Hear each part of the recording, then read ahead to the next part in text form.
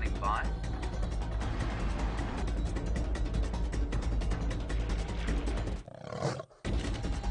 Five, four, three, two, one. You are live, you are live.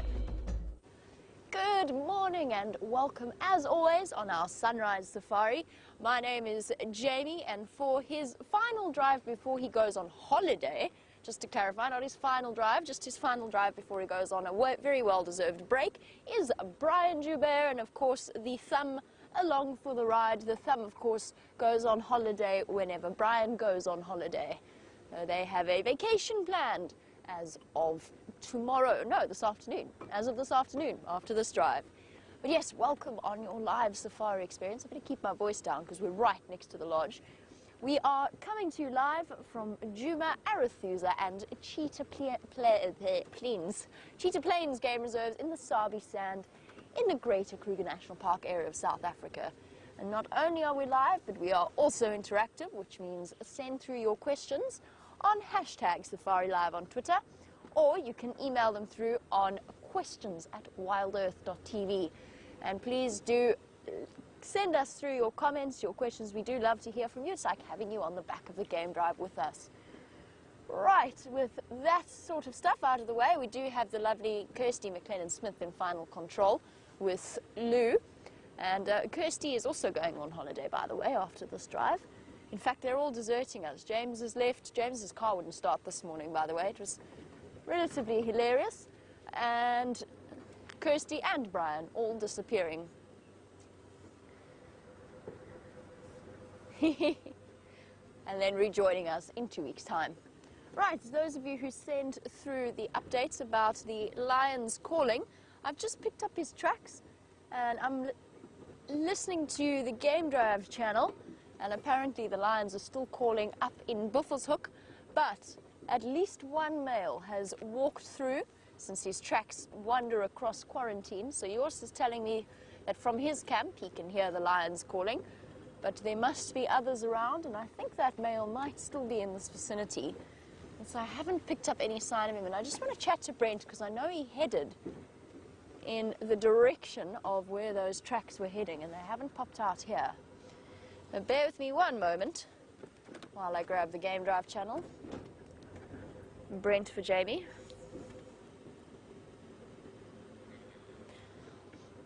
Did you pick up any tracks along main access?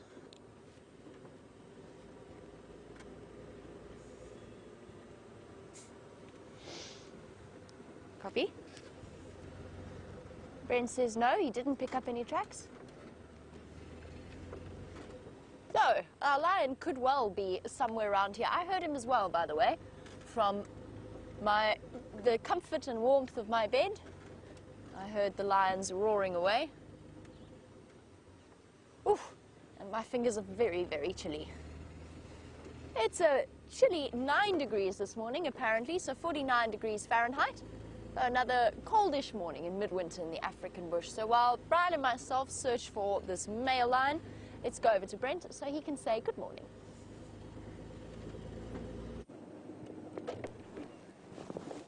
It is the coldest morning of the year so far.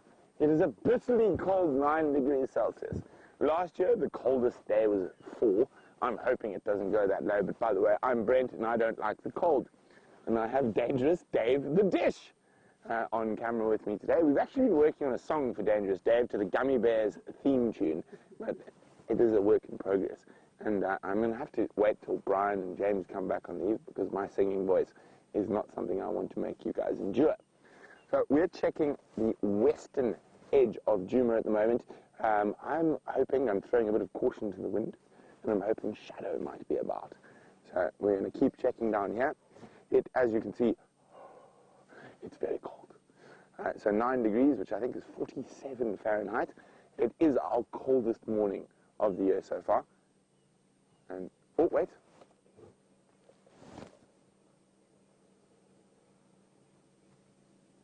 The Impala alarm calling sounds like just to the east of Impala Plains. So we're going to go have a look. You can hear the snorting. Oh, Sorry, the game drive was very, very loud there. So it sounds like just to the east or northeast of Impala Plains, so we're going to head straight there. And when I say there's Impala alarm calling, it means they were snorting at possibly a predator. So going, and what is approaching us is not a predator, it is a car. And someone is up early and heading out. I'll wave and be friendly. Hi. Bye. They're not very friendly. I thought we were going to have a chat. Obviously, they don't want to chat with me this morning. But let's go check what those Impala were alarming at.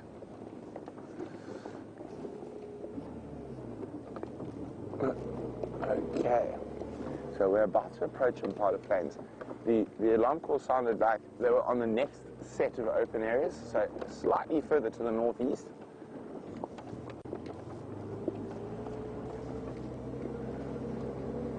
Okay, let's have a look.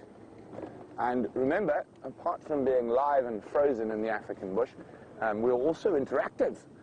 So you can ask Jamie or I questions, and you can do that by sending us an email, questions@wildearth.tv, or you can use the hashtag SafariLive on Twitter. Now, I'm actually quite impressed that I'm even speaking to you in this bitterly cold weather. I remember when I used to work as a game ranger in the lodges to the south, for the first half an hour of drive,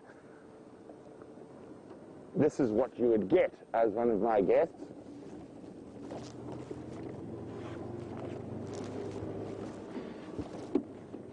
But fortunately, I've matured and now I can speak in the cold, although my nose does get a little red. Not as quite as red as the dishy, dangerous Dave, who is not covering his face. He's trying to be quite hardcore, but as they say, it's tough being tough. I'd rather be warm. Okay, I'm just going to switch off again. There's an alarm call sounded like they were this area. But while we sit and listen and not move in the bitterly cold morning, Jamie has got the fluffiest of fluffy antelopes to show you. Well, Brent, sit still. Brian and myself have been moving right up until the point that we have come across the, well, really stunning example of a waterbuck bull. He is absolutely gorgeous. Giving us, oh yes, that's definitely your best side, boy. Oh, let's see the other side. Yes, they're very handsome. This is a very fluffy waterbuck, and as the name suggests, it is an antelope that does enjoy spending time in the rivers and river systems around the area. Unfortunately for them at the moment, there is no water pretty much anywhere except for one dam up in the corner of Djuma. A couple of pumped pans, and that's about it. Well, he's not alone, actually. There is also one waterbuck off to the left, and he's actually even larger than the waterbuck that we started with. He is absolutely enormous. There's impressive backward curving horns. Look at him. Isn't he such a handsome specimen? Blinking lazily in the sort of first rays of the sun that are thinking about poking through, and enjoying some time ruminating.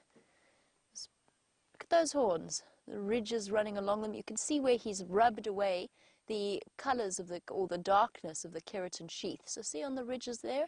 That's come from thrashing his horns against either bushes or against other waterbuck. He's managed to clean away the dirt on the outside of the keratin ridges. I'm giggling because we have a wildebeest friend. He's put himself in a really awkward position. It's not just the waterbuck, but at the moment he is he's snorting at us. It's hilarious. He's watching us. He's walked all the way across quarantine clearings. He's now hidden himself behind a termite mound in the beautiful rising sun.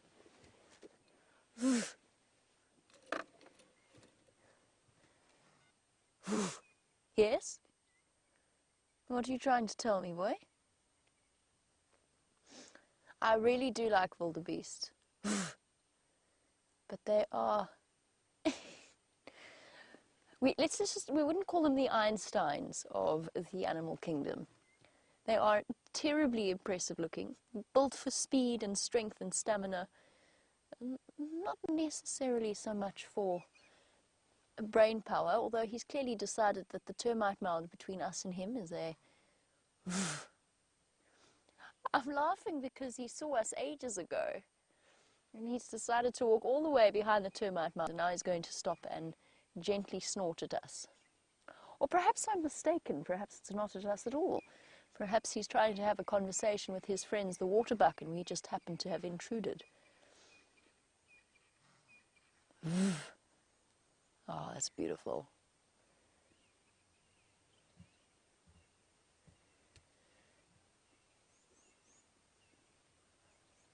Oh, that's awesome, Brian. It is so beautiful.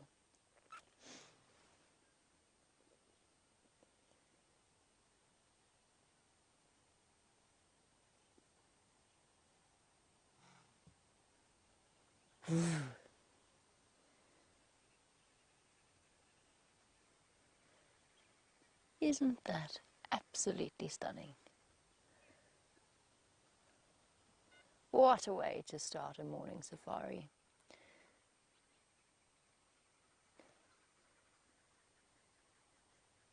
And if you're listening really carefully, you'll also hear the sounds of the wood hoopers cackling in the trees.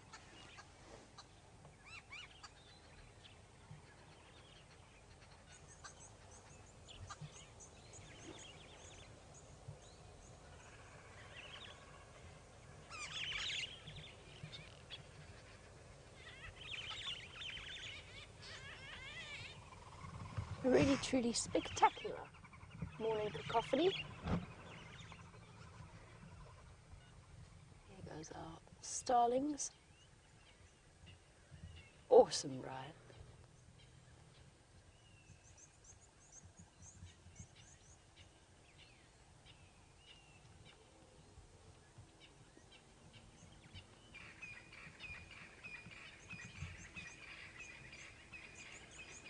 A murmuration of starlings, isn't it? Collective noun for a group of starlings. I think it's a murmuration. Might be wrong.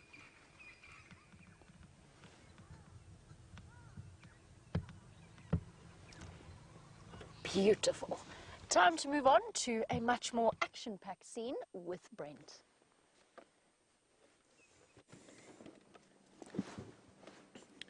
So we found the impala that was snorting, and it looks like it was these young boys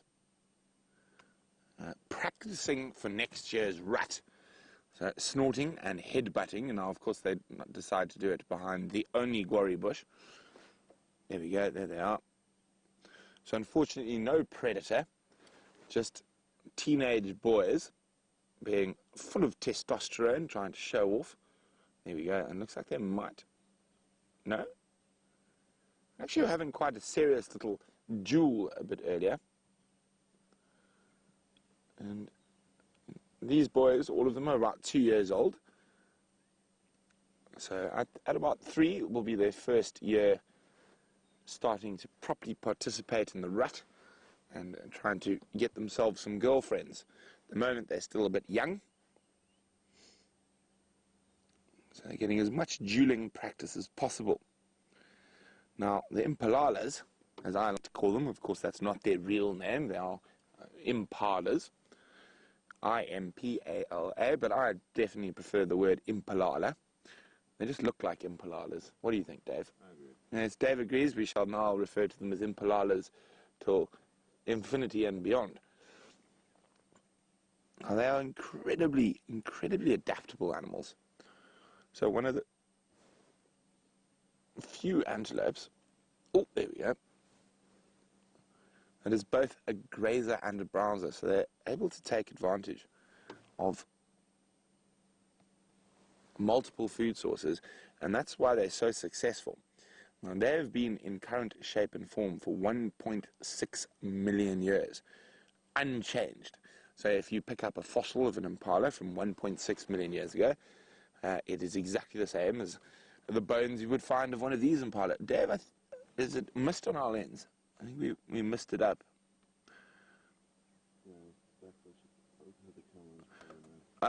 Unfortunately, I think we've got a little bit of a camera issue.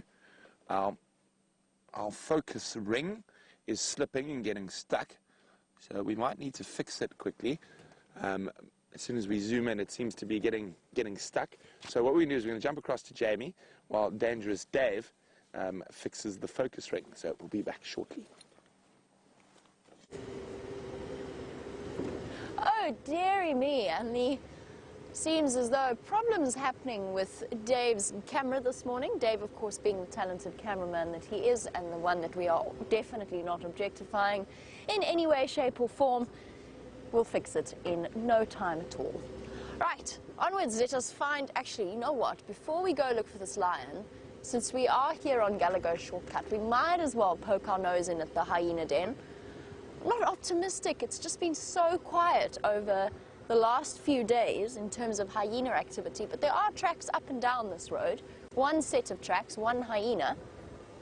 Hold on. What have you guys seen?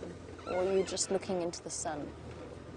There's a couple of Inyala off to my left who are looking intently off to the right. Can you sort of see them there, Brian? I don't think that's as good as it's going to get. Hello. Good morning. We're definitely having an antelope-filled morning. And these two look very pretty in this morning sunlight. And I don't think they're looking at me. But I don't know if they're just listening to alarm calls elsewhere. I did hear some zebra yipping off in the distance. Or perhaps they just picked up on some movement that they want to identify. What's up, ladies?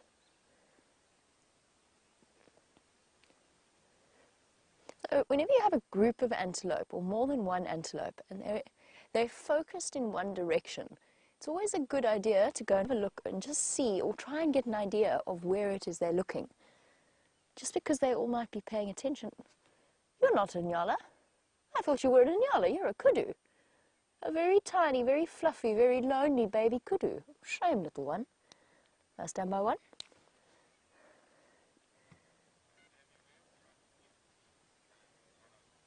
Cute.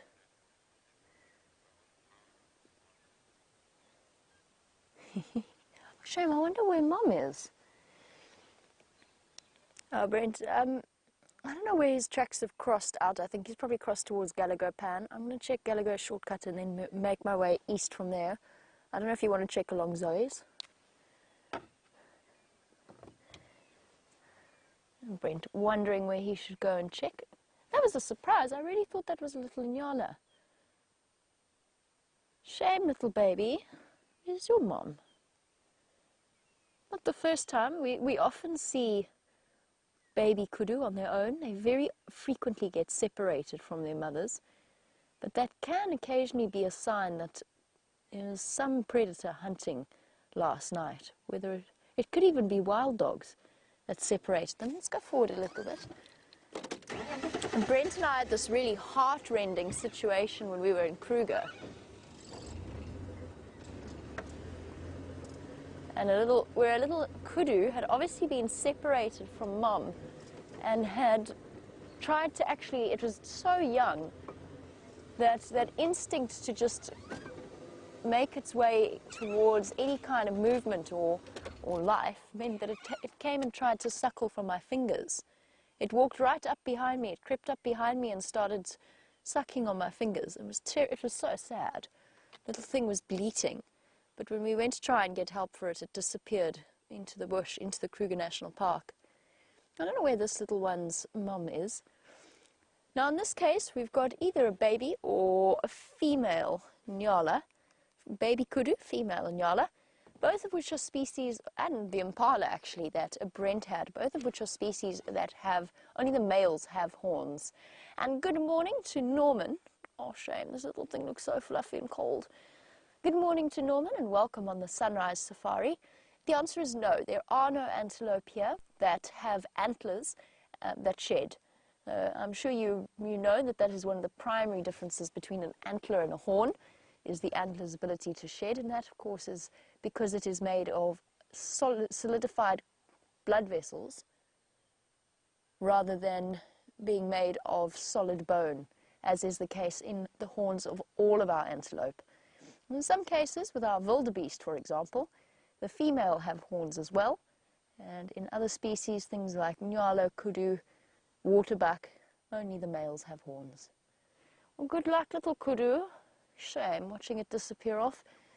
Might be more sensible to stay with the nyala for now. Find some company of its cousin.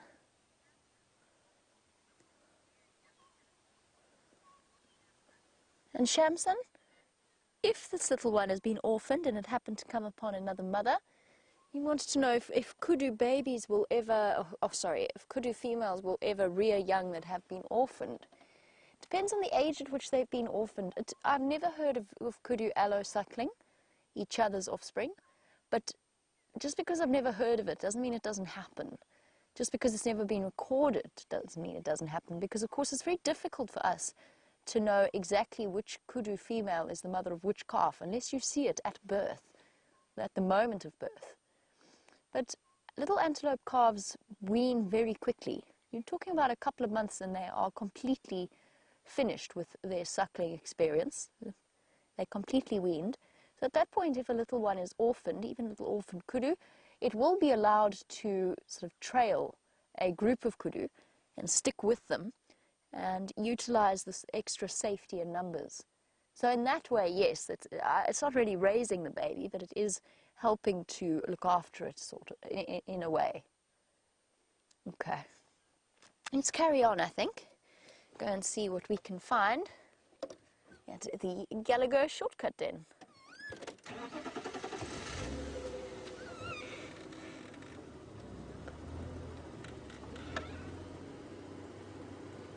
Shame. Hope that little kudu's okay. I don't see, usually when you see a baby kudu, if you look closely, you'll see other kudu around and about. But I don't see any sign of them. And another good morning to Joey in Australia. And Joey, I suppose you guys also going or are in the middle of your winter, so it must be, I don't know which part of Australia you're from, it must be relatively chilly there too. Joey, in terms of the reaction of antelope to venomous snakes, things like mambas and cobras, it's very, very seldom that they get bitten, but it does happen. And sometimes you will find an unexplained dead animal, and that will often be as a result, particularly with babies, because they're inexperienced and they don't know how to react. They often get bitten by things like mambas or cobras. The answer is they run away. So they might freeze for a moment, and that of course is what ideally you should do with a snake, because staying as still as possible if you're up close is the best way of making sure that the snake doesn't feel threatened and therefore doesn't react by biting.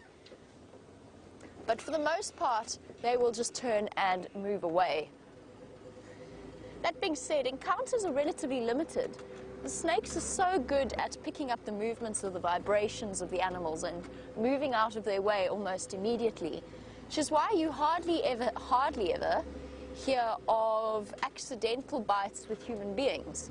Things like mambas and cobras, they're not innately aggressive.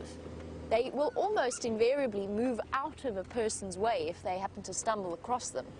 90% of snake bites in this country are obtained by people trying to handle the snakes. Catch them, not play with them, but catch them, handle them in any way, move them. That's where snake bites actually occur, and that's why you should never try and catch a snake unless you have the necessary experience and qualifications. Okay, let's just do a quick check. I don't think she's still here, but let's try.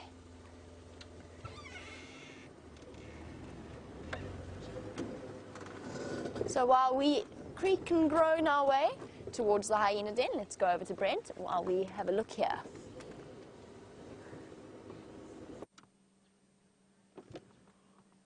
Oh dear, they've just flown off, but they are, in this early morning light, absolutely gorgeous, brown-headed parrots. So I'm going to try actually catch up with them. I think they landed in that Mvula tree.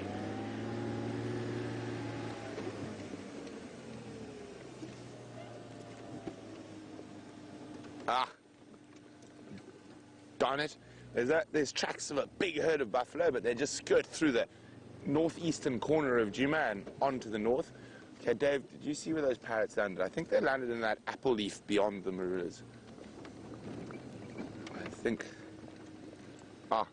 I think Aubrey's also spotted the parrots.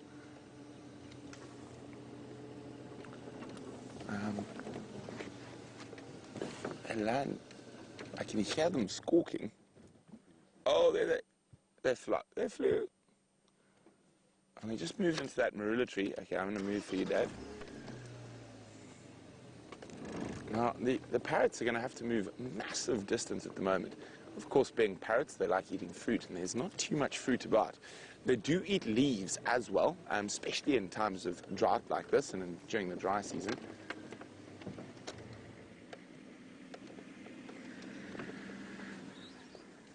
Can you hear them squawking? Oh, don't fly! One flew. I can still hear the other squawking. Oh, there we go. It's also flown. Oh, it's coming back. No, it's going around. It's not coming back. Oh, yeah, well, we tried. So just a quick update on Queen Karula. I just got some information now. So apparently, she very nearly lost a cub yesterday. So after she crossed to the south, where she had an impala kill, the cub was feeding on the kill, and the hyenas rushed in, and the cub just managed to get into the tree, and the hyenas did steal the kill. So there's a possibility she might have moved back towards us. So Aubrey and myself are actually heading in that area to try see if we can find any sign of Queen Karula. Now, I know lots of you were very worried after those hyenas arrived yesterday, and the scary thing is that probably happens 5-6 times a week when we're not there. And it is what hyenas do. If they pick up fresh leopard tracks, they'll track them by scent. And those cubs have probably seen more hyenas than we have in the last week.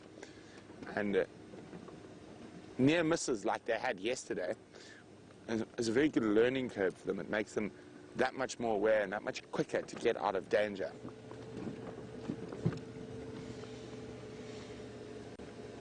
I love the smell of the bush in winter. So dust. And it's fresh. It's a fresh smell this morning. You can smell sort of like dry leaves and dust. A bit of elephant dung, a bit of hippo dung, a bit of buffalo now.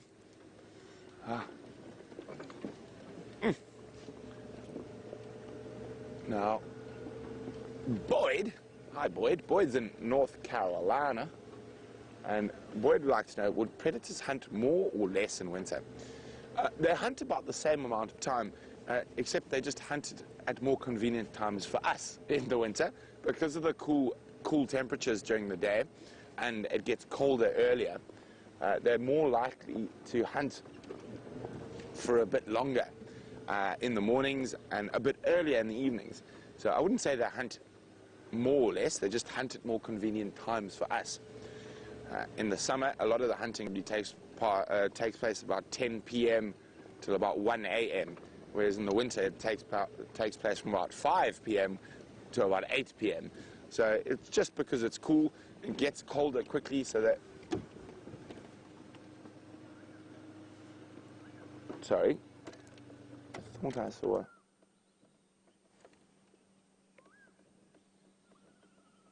Oh, can you guys hear that? It's not a call you hear too often. It's actually a tawny eagle. Let's just see if we can find it. If it's calling like that, it's probably sitting high up in a tree. And I know we had that incredible sighting with Jamie yesterday of that tawny eagle drinking at 3 in a row pan on Cheetah Plains. So Dave, I want you to check the tops of the trees. It's probably going to be in a dead tree where it's got some nice open wing space to move in. Guess it's going to be around here. Now that was a call that was coming from a stationary position. It wasn't a call that they make while they're flying. It could be down in the river system where we can't see, but oh, it was beautiful. We can hear it again.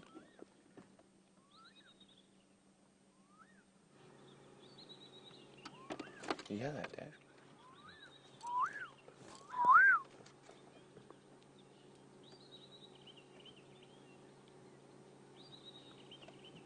And we can hear another bird off to the right making lots of noise. That's a little canary.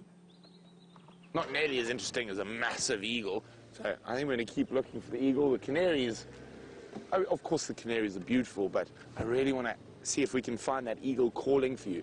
So they throw their head back. It is just a magnificent sight. Oh, that's not an eagle, but it is a beautiful little bird, an emerald spotted wood dove. Shivambalan. Now, of course, that is not Shivambalan the leopard, but that is the Shangaan name for an emerald spotted wood dove. Now, I'm hoping it just moves a little bit, so those little dark patches that are in the shade at the moment will shine in the light, and those are these most incredible little emerald spots. See how puffed up he is from the cold, trapping air between his feathers and his body. Oh, we can hear the eagle calling again.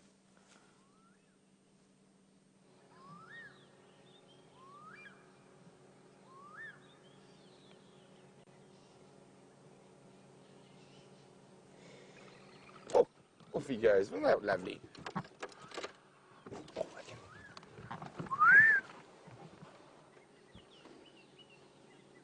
could be in the jackleberry trees around Spaghetti Junction.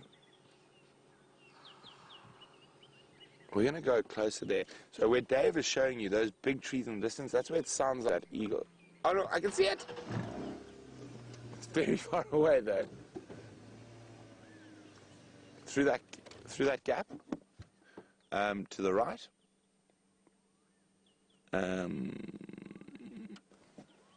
There's two calling. I think I actually got the gap, you don't, Dave. Let me just go there. It's actually, I think it looks like a martial eagle. Now, I do apologize for my incorrect eagle call, but that looks like a martial. Now that is there's another one calling closer to us. Just, oh, I just pulled my ears out, but I'll put them back in. I'm just trying to see if I can spot it.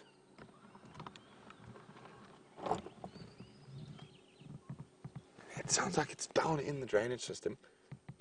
Now, martial eagles are not an eagle we get to see often, and they are the biggest eagle in the whole of southern Africa. They've got a wingspan of over 2 meters.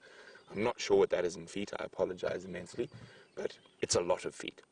I'm 6'3", so their wingspan is bigger than me by... Oh, and there's some elephants making a noise over there. So let's head in that area. We've got a martial eagle calling, and we've got elephants trumpeting. Oh, let me get my blankets ready. Sorry, it is bitterly cold. There's my blankie, and my pink hot water bottle. And that Jamie made for me this morning. It's so nice and warm. Okay, let's continue. Now we're going to try and get to that martial eagle because we know where it is. We can't see the other one.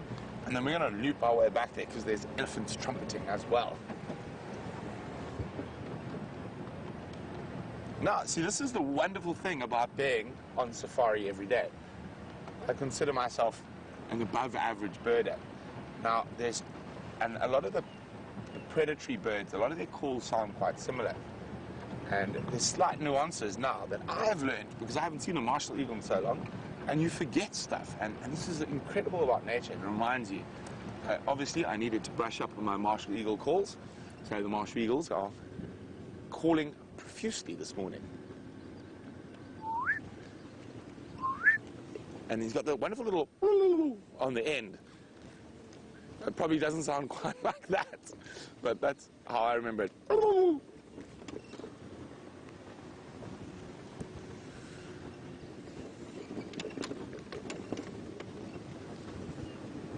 I must say, I do love the dry season.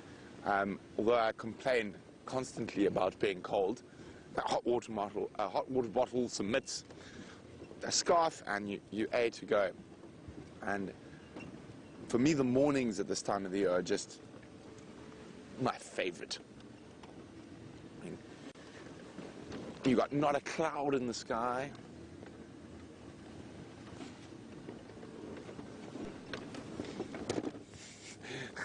Hi, Red. Red says, I understand that we don't need air conditioners because it's open, but couldn't we get heaters? Oh, well, see, with a car of this age, I'm sure, I'm trying to see, I don't even think it came with a heater originally. So this, I'm in Wendy. Wendy is 1996. So what is that? 96? 2006, it's 10 years. 20 years old. So if we have a look, and I'm going to get Dave to show you what's down here. So this it didn't come with an air conditioner or a heater. So what you have here, you see this little button to the right of the steering wheel. Can you see that there, Dave? Let me just move through here. Let me turn the car a bit so you can see it. So, can you see it now? Oh dear, it's hiding behind the steering wheel. But see, there we go. There's this little thing here. And if we look, can you zoom in here? So this is the original Land Rover version of an air conditioner. Vent. Basically all it does, when I pull it, it opens up something on the front here, which we've closed, of course, due to all the equipment. So basically, it didn't have an aircon, didn't have a heater. You pull the vent thing, and it literally opens a little vent. And now you have air coming straight through your dashboard. So it's a very old car. So there's no such things as heaters and air conditioning. Yeah, so Wendy is 20 years old this year. I think, how old does a car have to be vintage? I think it's 25 years. Well, if you guys know, I'm sure some of you know a lot more about cars than I do. And so if you know, how old does a car have to be classified as vintage? Let me know by sending me an email at questions@wildearth.tv or use the hashtag SafariLive on Twitter.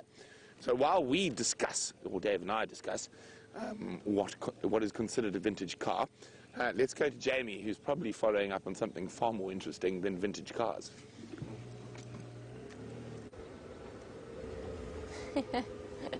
As we drive along on our almost vintage cars, we do have relatively fresh lion tracks going into this area. Sorry, I am really distracted right now because I'm trying to figure out exactly what is going on with our lovely Nkuhuma Pride and their little ones, because I can see cub tracks in the road and I can't even show them to you because they are so difficult to see.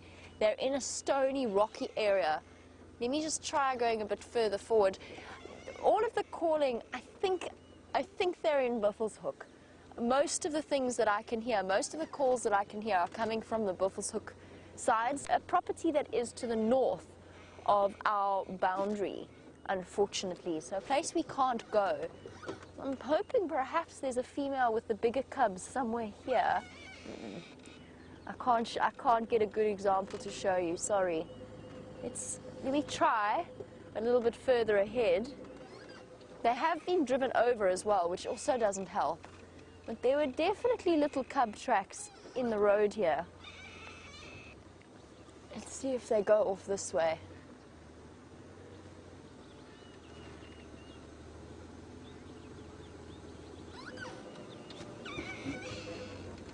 Okay, they haven't come through here. We would see it. Nope. Let's keep going. Let's keep looking, see if I can't find you a nice clear example of this. Dina, apparently the lion calls sounded odd last night, and you suggested almost like they were fighting over something, perhaps a kill. I've just heard on the Game Drive channel that the guys suspect that the lions have a kill somewhere on Buffelshoek. But you could be 100% right, and even if the lionesses or the male lions had killed something small, it could potentially have caused all of those strange sounds that you were hearing, and then they might have finished it off, because an impala or something similar between 5 lionesses and maybe a couple of males is not going to go very far.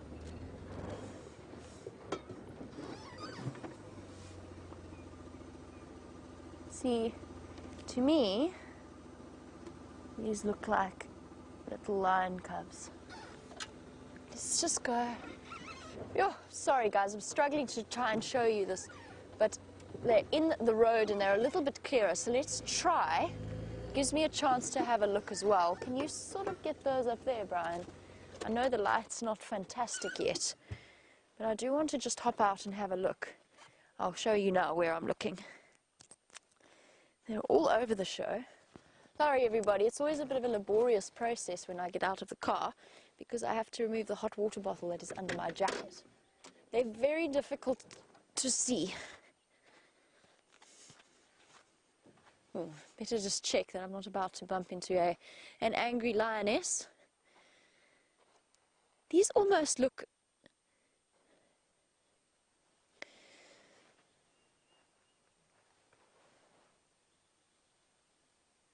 Do you hear that, Brian? I think there's one just up here. You growling at me?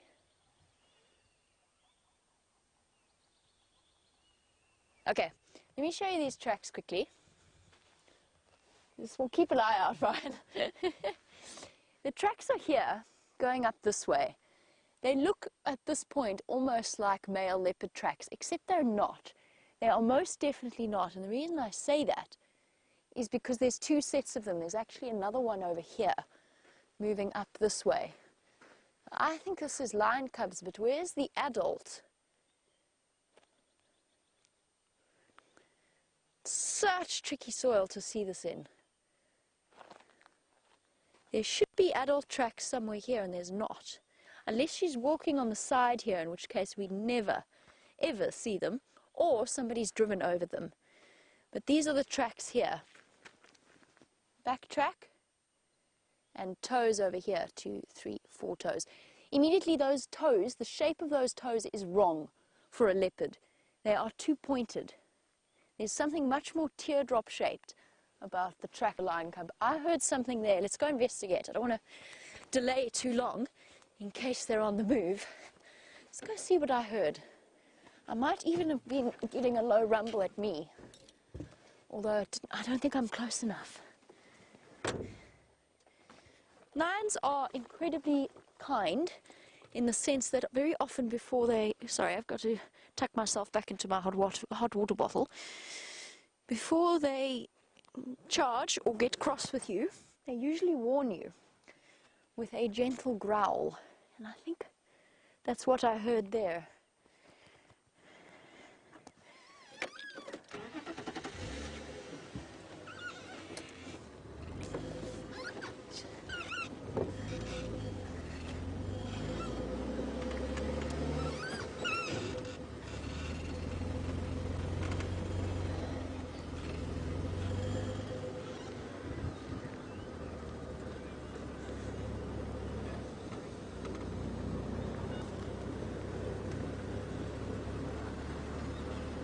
Definitely heard something. The tracks go off in here. I've just changed my mind about something. I don't think we're oh, we're not tracking lions. I think we've got a mating leopard pair in here.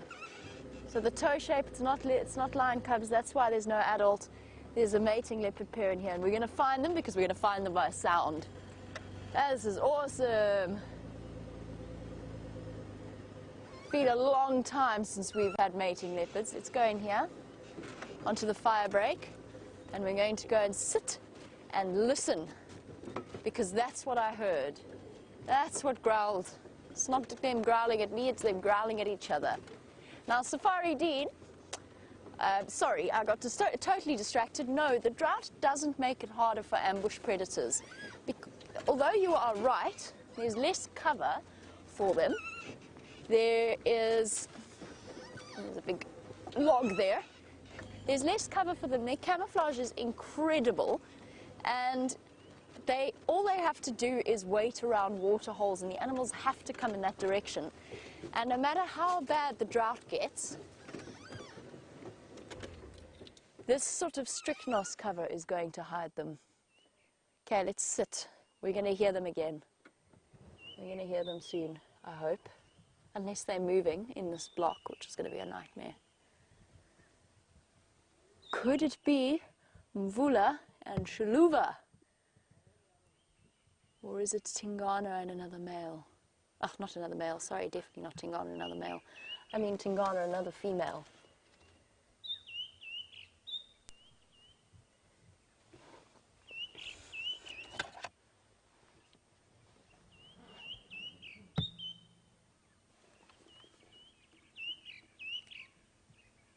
Come on, guys. Those of you who've experienced leopard mating, you know that it is a relatively regular affair, and it is done with great enthusiasm and plenty of noise. While we sit and wait for them to mate again, I'm actually going to take my earpiece out completely so I can listen with both ears. While we do that, let's go across to Brent for an update.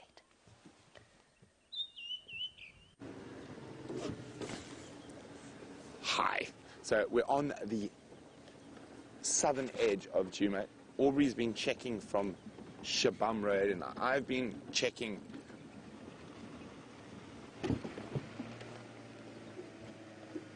okay.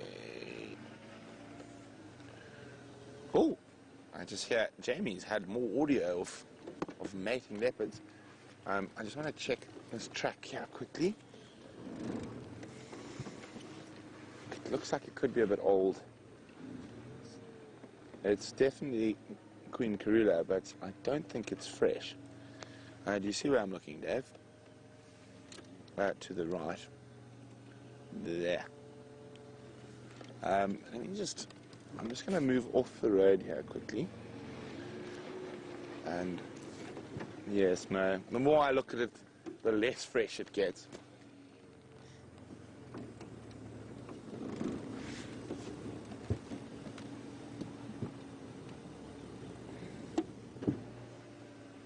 Okay, Aubrey, who's just up the road there, has got tracks of Karula. He says it looks like it's from last night, heading towards us, and I don't have any tracks over here. Let's hope she ducks in. So if I'm not looking back at camera, I do apologize. I am concentrating so we don't miss tracks.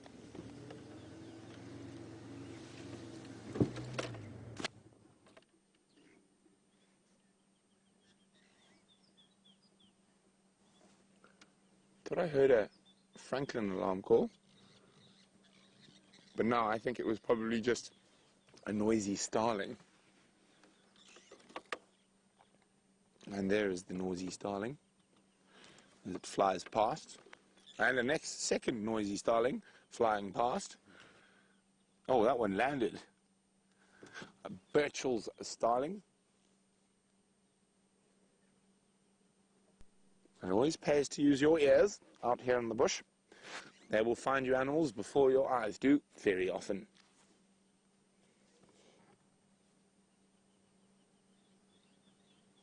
But no alarm calls, so we're going to keep going. Whoopsie. Aubrey's coming down towards us, and he's found those tracks. We're just going to go very slowly, although I have the utmost confidence in William. Aubrey's tracker will spot sitting atop the bonnet there. We're just hoping she hasn't gone that way, and we're hoping she's gone this way. Here are tracks. Okay, so we can see the tracks quite clearly now.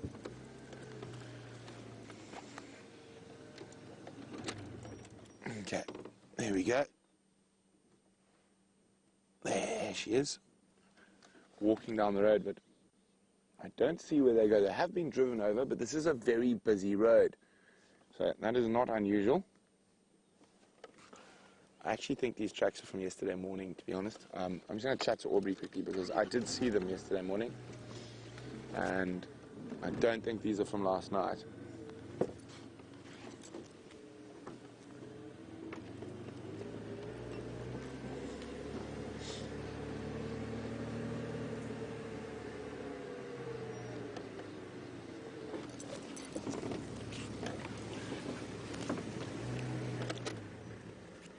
So I'm just going to have a quick morning meeting with Aubrey. How's it, Will? Hello, Orbs. These are Konzo from yesterday. Huh? I had the same ones going east yesterday morning. Yeah, she crossed here, there, with the Mampimpans yesterday. Ah, Paisan. Enjoy, guys. Morning, morning. Okay. So, unfortunately, we both agree that those tracks are not fresh, so it seems like Queen Karula is still to the south. I might get hold of Jamie, go give her a hand in that area.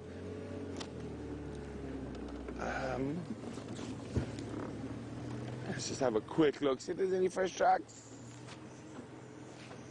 No. Oh! Doves playing chicken. They're going to land now. There you go, it's a Cape turtle dove. Now, they've got a very distinct call, the Cape turtle dove.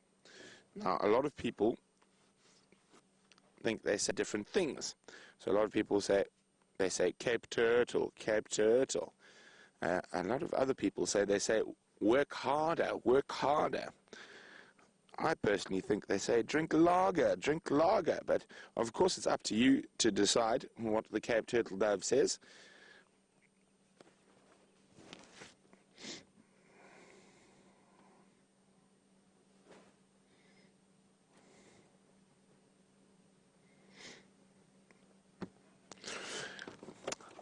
Hi, Natasha from Ontario.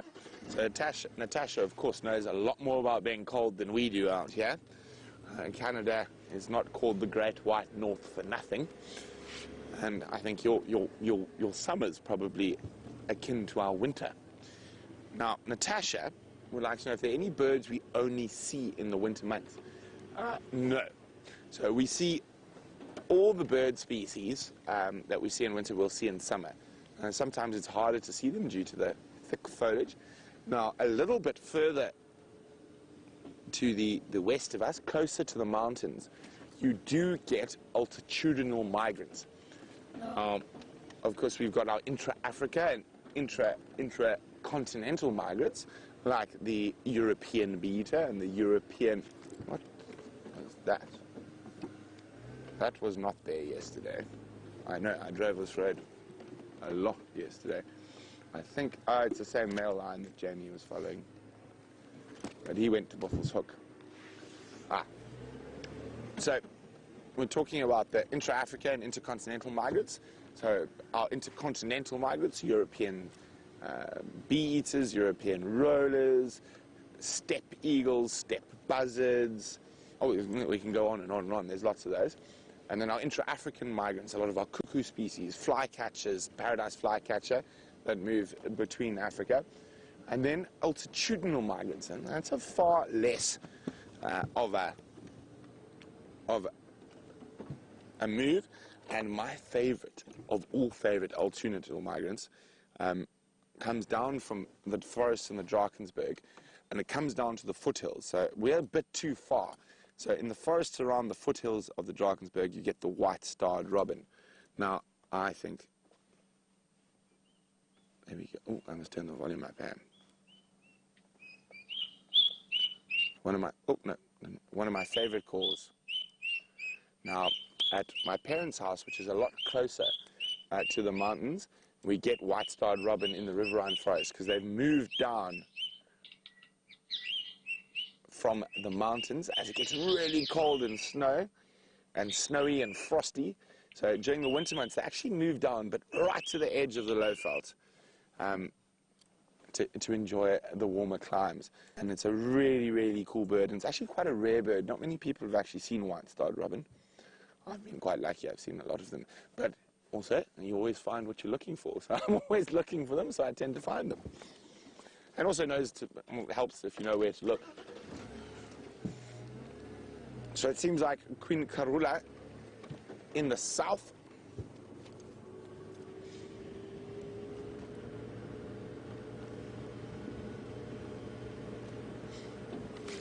Well, thank you to Shamsung and Kyle, who say about vintage cars, it used to be 20 years. So the Mvula, the Rust Buckets, no, the Rust Bucket's 20 next year.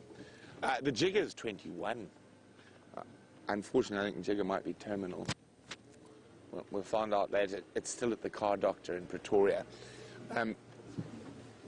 But so the Mvula is 20 years old, and they say it used to be 20. It is now 30 years to be classified as vintage. Unfortunately, in Wendy's line of work, I'm willing to almost bet my whole left leg that Wendy will not survive to 30 years, especially if there's wild dogs around. But she's done well. It's not an easy job being driven by the likes of James Henry, because he can't see over the bonnet, so he keeps crashing into things and trying to blame me.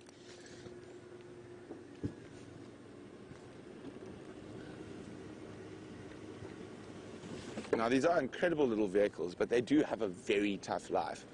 And it's very seldom that vehicles get used as much as they do. I mean, think about it. 6 hours a day, every day, when they're not broken.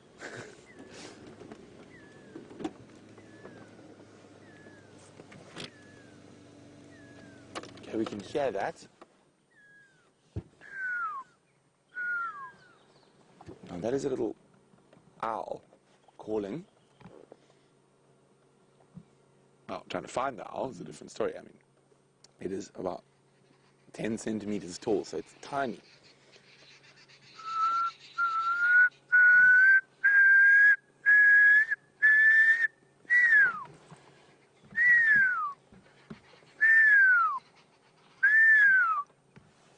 Now, of course, it could also be a fork-tailed drongo.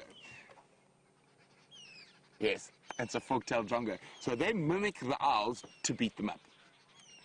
So they will do the owl call to get an owl to pop itself open so they can beat it up. And where's the owl? I can hear him mimicking. I'll do it again now. The drongo is around here somewhere.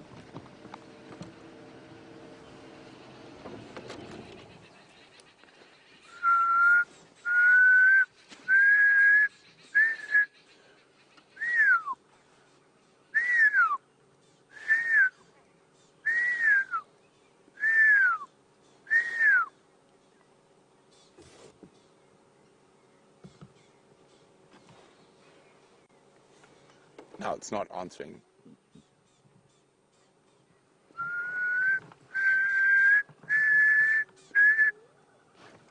Oh, there's the owl. Okay, sorry, very quickly we're going to look at the little pearl-spotted owl. And you got it, Dave? Yep. There we go. And there's hyena calling. But Jamie has got the most exciting news for you, so let's go across to Jamie. Standing by. Have the most exciting news for you. We are right about it being a mating leopard pair. They're just incredibly tricky to get to, so bear with me. They were mating right in front of us, but unfortunately they've moved now. Let us go and figure out which pair it may be. Oh, there they go. I think it's Mvula. I really do. I think it's Mvula. It's the first time I've ever seen Mvula mating. Sorry, guys. Bear with me 1 second. Oh, this is a tricky block.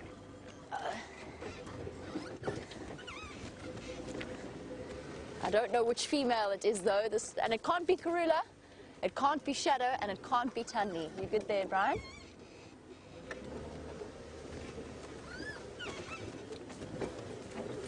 Oh, they are definitely going to make our lives relatively tricky.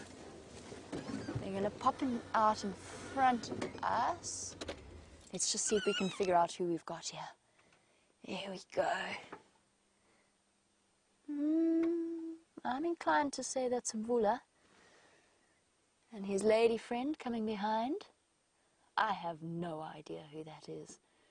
Let us go and catch up with our moving pair and see who we've got. Phew. Okay, tricky block, tricky block.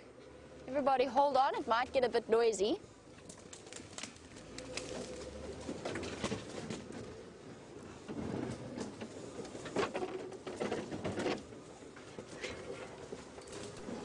I was a little bit worried it was going to be Gijima and that we wouldn't be able to catch up with him, but it's not. It is definitely not, or else he wouldn't still be around. So we've got a relaxed leopard here.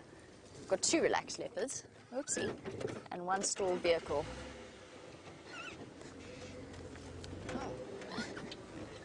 Okay, perfect, thank you, boy. You legend, you. I don't think the female's too relaxed. So let's give them a little bit of extra space here.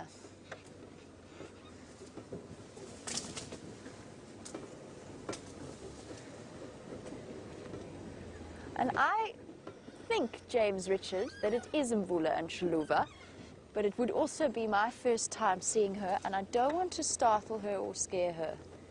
So let's just approach this nice and carefully, because she's moving off. He's staying, but she's moving. Let's just stop here. Let's just see where she is. Don't want to push any further in. Go ahead, Brent. There we go.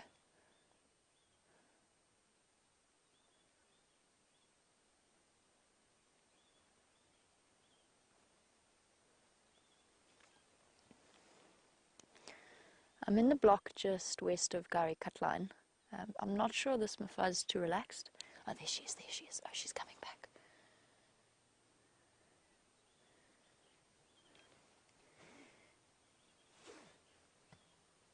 Copy that, sister, my one. She's going to come and mate with him. Who is this? Come on, girl, give us a view of your face. She has relaxed. She's a lot more relaxed than I thought.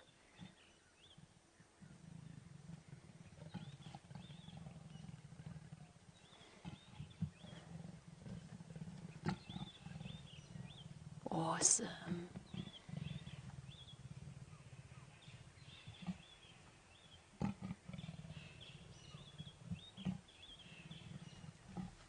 This is not a leopard, I know.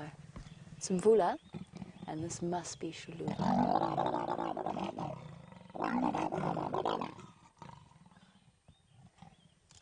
Who are you, girl? Guys, I'd love to hear from you. Oh, sweet. Doing the sort of very cutesy female thing. Who's this, everybody? Those of you who know the leopards out here. Is this Xiluva? She looks a bit nervous.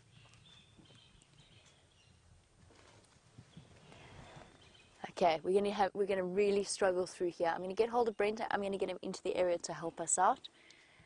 Brent, if you can make your way along Gari Cutline, I'm not sure of your position. If any other vehicle wants to approach, they are mobile now to the northeast.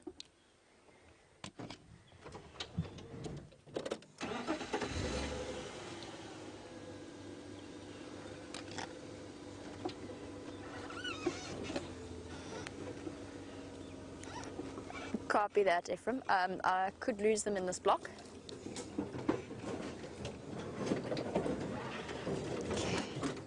Very, very tricky. Obviously, this is monkey orange personified. I've still got a view of them, but we have to go around. So everybody hold on.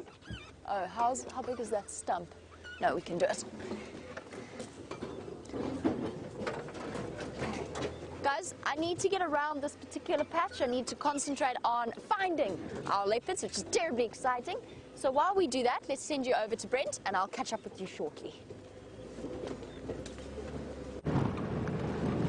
So exciting, I wonder what female it is. And remember, female leopards can move up to 4 territories over. So this could be a leopard we've never seen before. So I know they're going through a particularly difficult area, and so we're rushing to give Jamie a hand and to make sure we don't lose those leopards. And everyone else is far away. Oh, the car tried to run away from me, but we're on our way. Oh, no, that's not good. There's a clutch. The clutch seems to be sticking. Well, it's fine. We'll just go into low range. We don't need to use the clutch.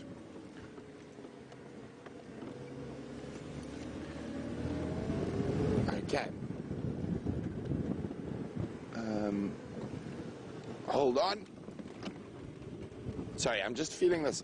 The car. The clutch got stuck there for a second. And that's why you heard the revs go, woo!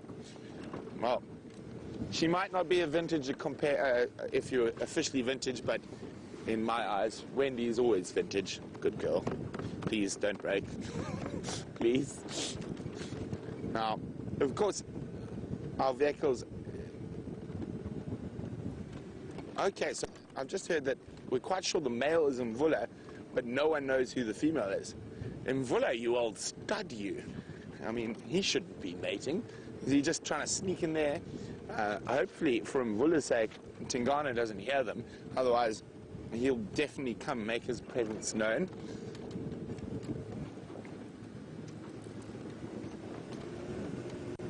Okay, so while we make our way towards Jamie to give her a hand in that area, let's go back to her. She's found the leopards again. You've got Mvula. I know it's not the best view, but there's a reason that I'm sitting still for now. I think I very strongly believe that this female is Xiluva. She doesn't look like Tsakani, but what's happened is they've become separated in this monkey orange.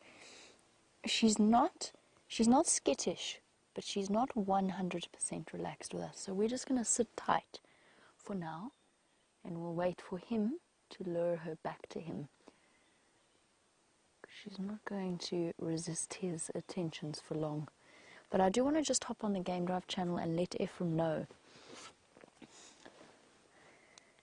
Ephraim, when they do pop out, he's gone static for now. I don't know where she is. I've lost visual of her. She's not 100% relaxed.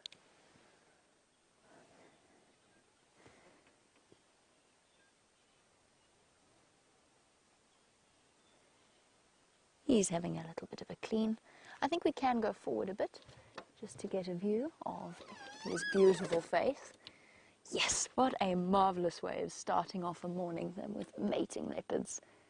Definitely not where I expected the morning to go, but I'm thrilled nevertheless, and he's being very kind to us. He's lying down.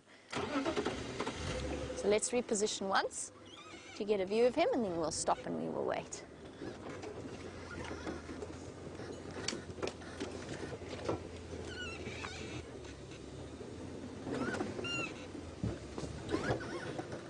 How's your view there, Brian? A bit further forward. Oh yes, sorry. There we go. I see. Perfect. And hello to Shamsun as we look at the glorious leopard in front of us. Yes, leopards do have barbed penises. It's just that these two have been mating for a while, and that's why there's not the same level of aggression. But when leopards first start mating, they are actually angrier than lions when they do mate. This is what's known as induced ovulation. It requires regular mating and stimulation of the female. Hello, boy. And we still don't have an ID on the female. Look, he's actually got fresh blood on his shoulder. From probably where she's turned around and scratched him. Hello, boy. Where's your lady friend gone? There you go. You can see the matted injury. Now, for Mvula to be mating, we have an extraordinary tale to tell you about this particular male. He is a dispersal male at this point. He's no... Oh, there she is. There she is. Screenshots, everybody. Let's figure out which leopardess this is. Oh, girl. There we go.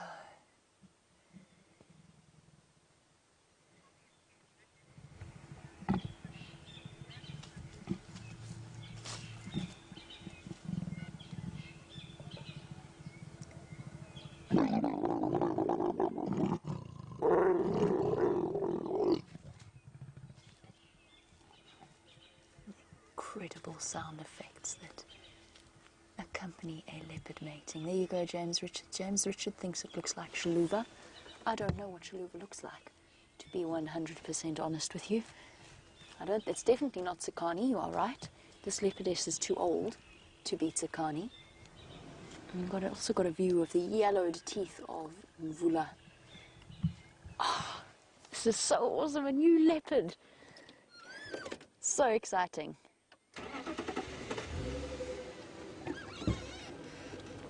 Okay, let's keep up with him once again. I do need to get hold of Brent. He's been trying to come and help, but I can't because there's a conversation happening on the Game Drive channel.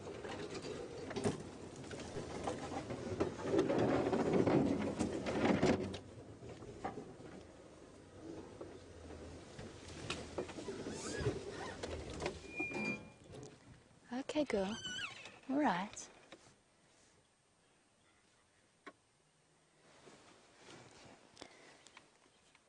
Go ahead, Brent.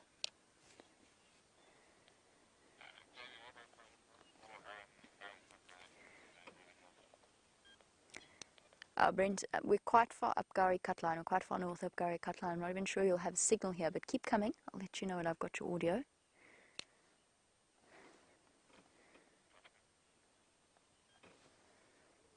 We must be very close to the fire break.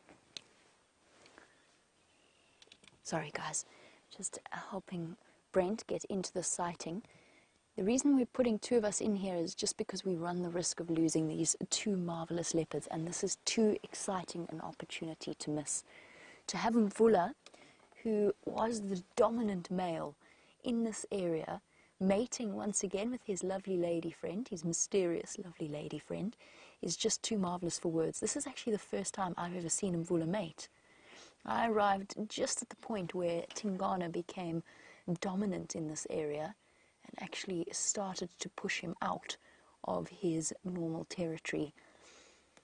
And at his age, Mvula is reaching the point at which he will no longer have these opportunities. So to see something like this is absolutely marvelous.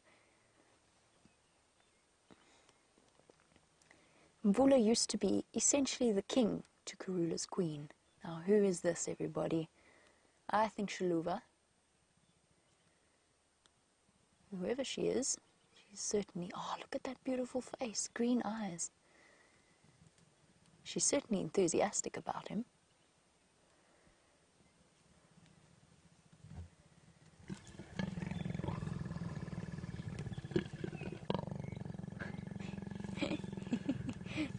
Him less so, as always. Awesome.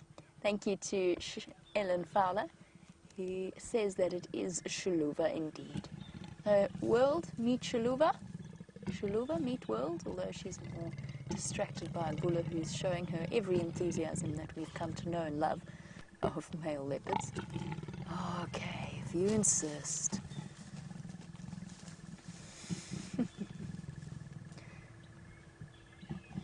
This is so us. Oh, they've definitely nearly reached the end. They've both got empty bellies, and she's not nearly as violent as she might normally be.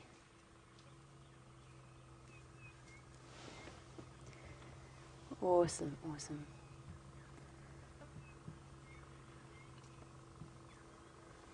Such a stunning, stunning sight. It's nice to meet you, Xiluva. A different leopard to add to... What an incredible week I've had. Quarantine, Xiluva. To see Mvula mating again. Look at her nicked ears. Those are very, very easily identifiable. That right ear, we'll always know her in future.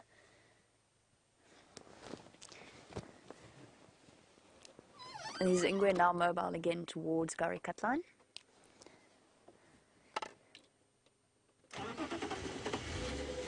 Yay! What an awesome morning! Definitely a good way. Definitely a good send-off, eh, Brian? Yeah. The best.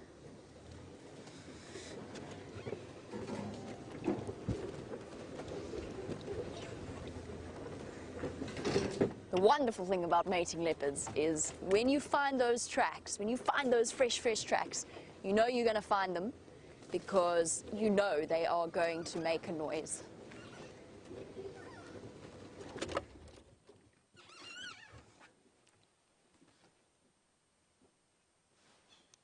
Brent, have you got my audio?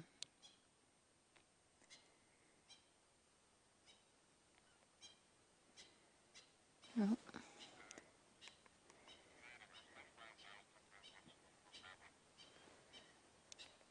Copy that. I can hear you. I think it's you I can hear.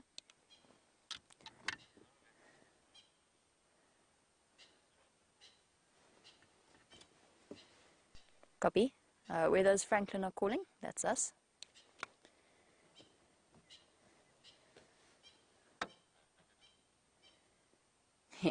So just helping Brent out in terms of our positioning and helping him get into a good position to help us. That's affirmative. I think stand by there for now. I'll let you know if it gets too thick in here for me to follow them. They're flat for now. Yay! A new leopard. Is this the first time you've seen Xiluva, Brian? Second time. Ah, okay. Hello, girl. She's definitely a first for me. Oh, exhausted. As I said, I think this is the end of their mating period. Now, if this is your first time seeing mating leopards, first of all, I'm sure you're struck by the amount of noise. Secondly, the frequency of the mating. And you'll be surprised to hear that this probably has continued over the last 5 or so days, if not even longer. Leopard mating tends to be even more frequent than lion mating, particularly in the early mornings, like this morning, because it's nice and cool for them. And we've seen them with Tingana and Tundi, for example, or Tingana Karula mating every couple of minutes. And I really mean every couple of minutes. I mean every 2 minutes or so. And that is a process of induced ovulation.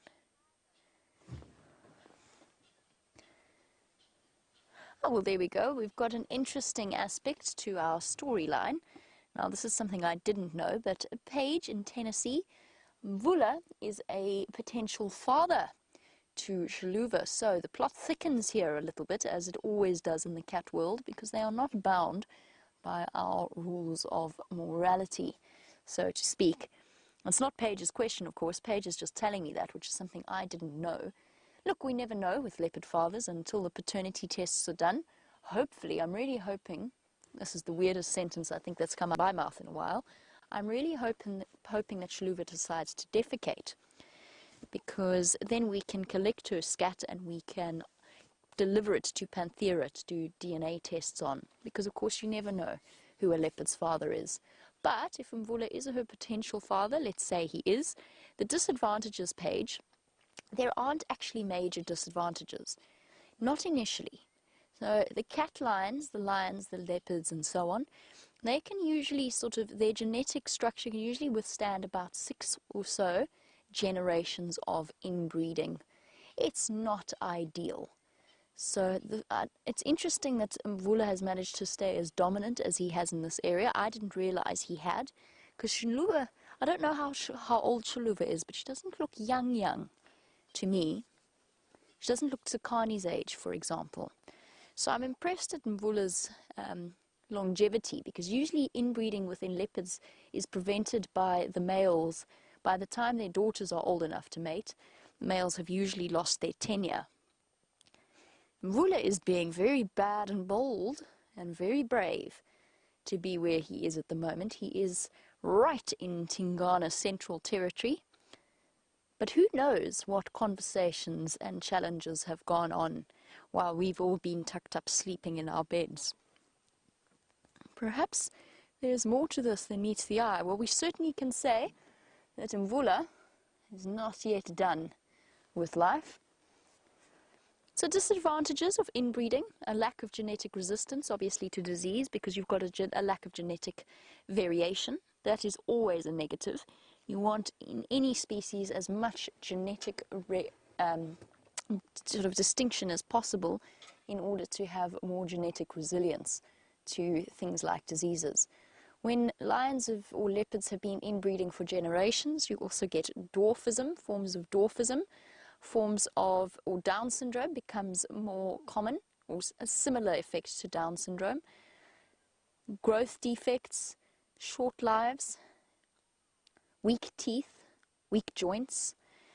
There's an endless list of reasons why inbreeding isn't really something that is allowed for too long in the animal kingdom. It might happen here. It's, we have, say, one generation of inbreeding, not a disaster at all. And of course, they're not bound by our rules, so no problem there. All right. Now that they've relaxed and gone flat,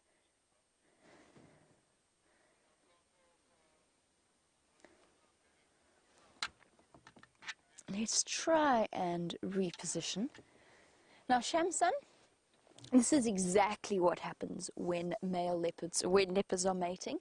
The males go wherever they want to, and the females follow them automatically, regardless of whether or not it takes them into another leopard's territory. She's sitting in Karula's territory right now. That might be one of the reasons why. You can see in her body language, a little bit on edge, a little bit jumpy. It's because she's in another lady's territory, and lady leopards don't appreciate that. But the female leopards are not strong enough or brave enough to challenge a male leopard. And a male leopard is automatically very defensive over the female that he's mating with.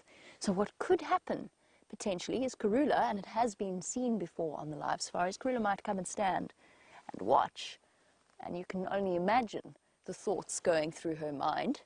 I'm sure thoroughly unimpressed with the presence of a lady, but not so that she would challenge them. I'm going to try and reposition to get us a better view, because we really are in a not great spot.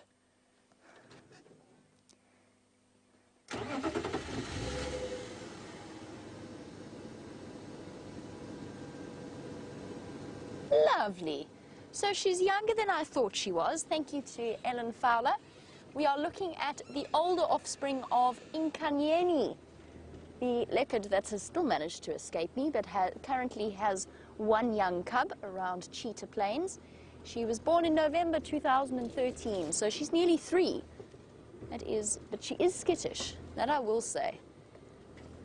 For a Sabi sand leopard, she's not 100% comfortable.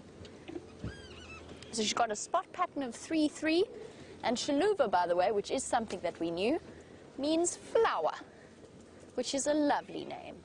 So Xiluva the flower, beautiful name for a female leopard. If somebody could explain to me how Shambambalana came to be called emerald spotted wood dove, just by the way, that's something that's been interesting me for a long time. Okay, we seem to be okay. Now that I know she's Nkanyeni's daughter, hello girlie, can we have a look at you? Can I stop here? Hey, beautiful. I have never seen Nkanyeni, and this is the first time I have ever seen her daughter. I think it was the moth-eaten ears that sort of gave me the impression that she wasn't very young. But now that I look at her, this is absolutely fascinating. She just looks totally different to the Karula line of leopards, or the immediate Karula line, female line. Face is much more elongated. She's stunning.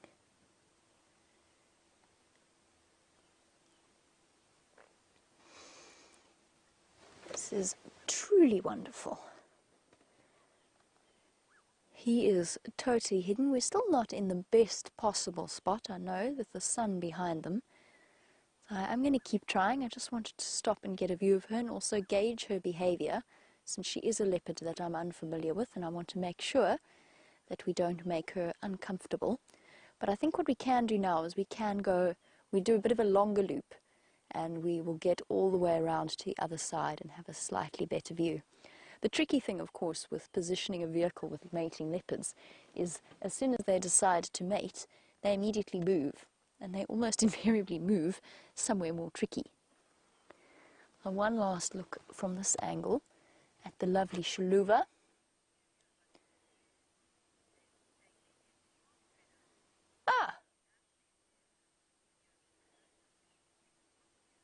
Confusion. Confusion reigns.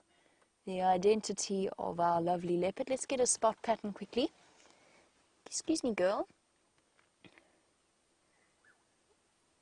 Oh, I couldn't quite see. 1, 2, 3. Definitely 3 on her right side. I haven't seen her left side. So she's definitely got a 3. There's some confusion amongst our regular viewers. Some people suggesting that recent videos of Xiluva suggest that she doesn't have those nicks in her ears. I wish she'd give us a yawn. That might actually help us. We could age her by her teeth. Hey girl, do you want to give us a quick yawn? Maybe hop up and mate with Mvula, then we can have a look at your teeth. No, a bit tired. A bit tired and a bit tired of his company, I imagine. Who else could it be, though? Xiluva? It could be a Manuletti leopard, but she's too relaxed. Who am I missing?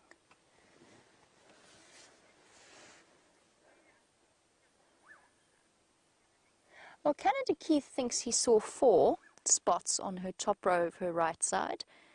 I thought I saw 3, but I'm not 100% sure about that. Let's try and have a look again. But oh, now she's lying with her head resting very comfortably, but also very awkwardly for us to examine her spot patterns. In Canada Keith, it's possible. It's entirely possible. I was told that she was mating with, that Mvula was mating with Xiluva. That, of course, does not mean it's impossible he was intercepted by another female who has taken Xiluva's place. But it does seem a bit of a stretch, doesn't it, that we would encounter 2 lesser-known females in the same area. But maybe the person who originally identified Xiluva got it wrong. I think it's Xiluva.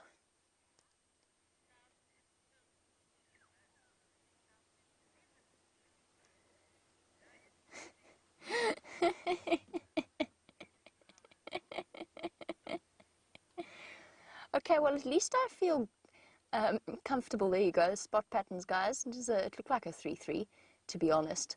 However, we have marvelous news. First of all, at least I was right about her being old and not, or older and not young. I do feel truly relieved about this. We have the answer to our mystery, everybody. There are 2 Xiluvas. One is the daughter of Nkanyeni. The other is born in 2007, making her 9 years old rather than 3. So that definitely makes me feel better about my aging of the leopards.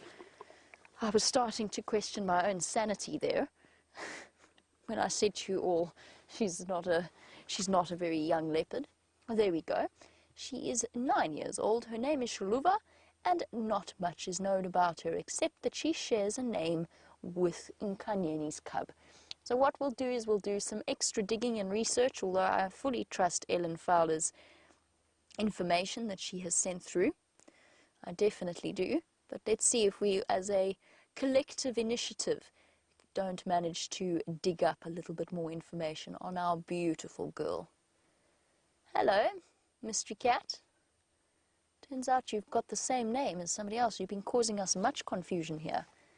Not that you have any idea about that, but perhaps if you did know, it would make you smile slightly.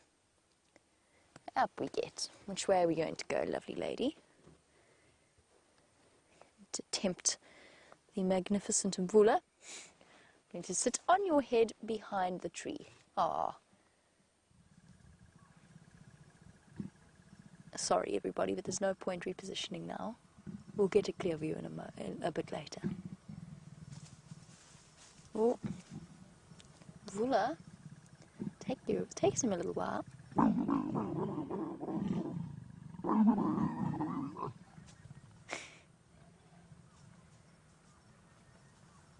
Isn't that the most incredible sound that they make? Oh, that was an exhausted flop down. Okay, now that they've completed that, let us reposition. and try and find ourselves a slightly better spot, because right now we've got bush willow. Right, let's do this. Try and sneak around.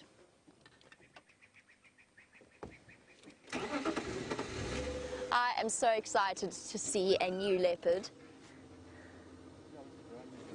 And Brian says brand new for him as well. So with all of the confusion, neither of us have ever seen this particular Xiluva.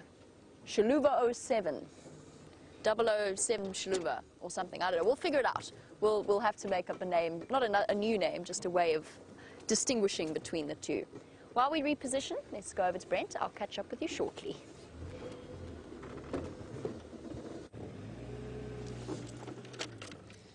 So Jamie's got 2 cats in the bush, and we've managed to find the biggest cat in the whole of the Sabi Sands. And it's going to be making a lot of noise as it comes towards us. And there's a very big cat coming down the road. This cat is so big it has to be towed. Now, I'm guessing they're on their way to do some work on the Djuma Dam. And the cat is so big they can't drive down Vuyatila access, so they've had to come down the Buffelshoek cut line and now down the Gowrie cut line, because there are less trees. Now, the leopards are just behind us. Dave and I have been standing by on Gowrie cut line, just in case they slip off into the bush. So we're being very patient and waiting for those leopards. I'm quite excited to see the female. Mvula, you old stud, what have you found? Or who's found you is a better question, because of course female leopards are the ones who initiate a lot of... Oh, I lied, it's not a cat, it's a kamotsu. Not a caterpillar, a kamotsu. Hello, Mvula. It's very big, that bucket. I think it would crush poor Wendy if it had to sit on Wendy. There's lots of dust. Sorry. sorry. Don't cough into the microphone, Brent. So be prepared to watch. Back quickly across to Jamie and the leopards. Well, true to leopard form, another very brief mating session. And Mvula has decided that he no longer wants to settle where he was before, and is searching for a more comfortable patch. He is, look, he's hungry. She's probably scratched him a few times, but he is looking stiff. You can see what I mean. He's not moving with a litheness that we associate with male leopards, and certainly not with the level of agility that when I last saw him, he possessed. I don't know if it's just because it's cold, perhaps a little bit of age and a little bit of repetitive motion when it comes to mating. Perhaps that has made life a bit more tricky. Brent, they're mobile towards you now. I might struggle to get through here. I'm going to try.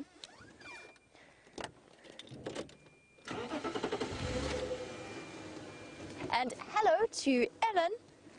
While we attempt to reposition, hold on everybody, we might take a little while. Ellen wants to know why the male bites the back of the neck of the female while they mate. And the answer is it goes back to our barbed penis conversation. So leopards and lions, the males have barbed penises, which means it catches and it hurts when the male withdraws or moves at all within the female. And she gets cross. She gets naturally rather infuriated with this. She's got the instinct to mate, but she doesn't appreciate the action so much. And so what often happens is she turns around and hits him hard. Now, he grabs the back of her neck in order to stop her from doing this straight away until he has finished mating with her. Thereafter, he lets go and withdraws, and she usually, and that's why I think we've come to the end of this mating period, she usually turns around and smacks him in the face with her paws, or even her back feet. Sometimes she turns around and kicks him with her back feet. So that is why male leopards and male lions, and in fact most of the Panthera species that have this approach to mating, the males will grab the back of the female's neck. And if we have a look at the back of her neck, we can guarantee that we will see it coated with saliva and a little bit clumped together and uncomfortable looking. The males sometimes even draw blood when they grab the back of the female's neck like that. It's not a gentle process, feline mating. And the reason behind that is because it gives the best genetics a chance to take over. And what I mean by that is, because of the protracted period, the female has a better chance of A, mating with several males, tricking them into thinking they're the father, and B, the best chance of the strongest male fertilizing her after mating. So her ovulation has to be induced. It gives time for the best male candidate in the area to make his way in and mate. Where is Tingana, I wonder? He's not going to be happy about this particular scenario.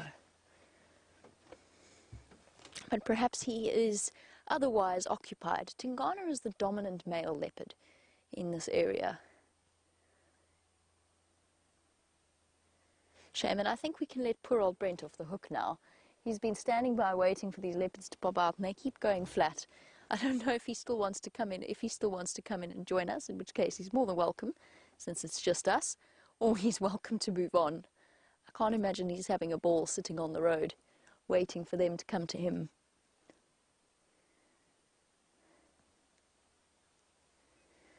Mvula, you're looking exhausted, hey boy? Been a long few days.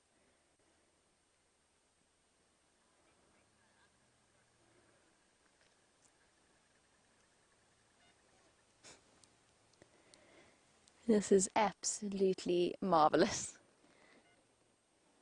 It sounds as though I've just heard Brent's engine start up. It sounds as though he is moving on once again. There he is. Bye. No, he was not far from us at all.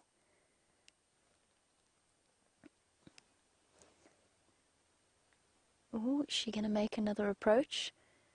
Or is she just seeking out a more comfortable patch of shade? The white tail twitching.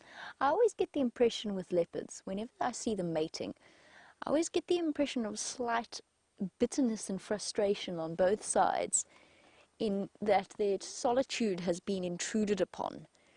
And there's always a sort of a feeling as though they really don't appreciate each other's company all that much. Instinct has brought them together, but leopards by nature prefer to be alone, particularly the males. I think she's just picking her way into a shady spot. She's also very hungry. They both are. They've got empty bellies and a flap of skin showing, which is almost inevitable with a mating couple like this. They don't really stop to eat. They doze, but they don't really eat or hunt. Sometimes they do, if the opportunity presents itself, but they don't actively go searching for food, and that means that by the end of 5 days frequent activity, they find themselves very hungry and quite tired. Here we go, in again.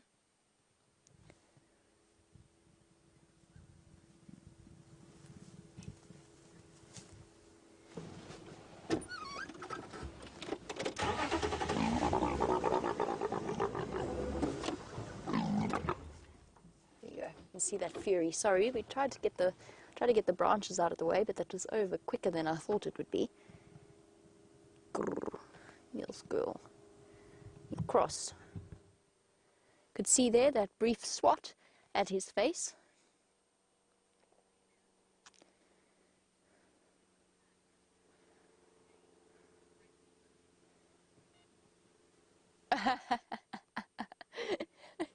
That was so funny. Did you see Mvula's response there?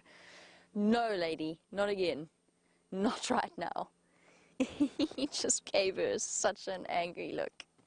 Teeth, yellow canines bared.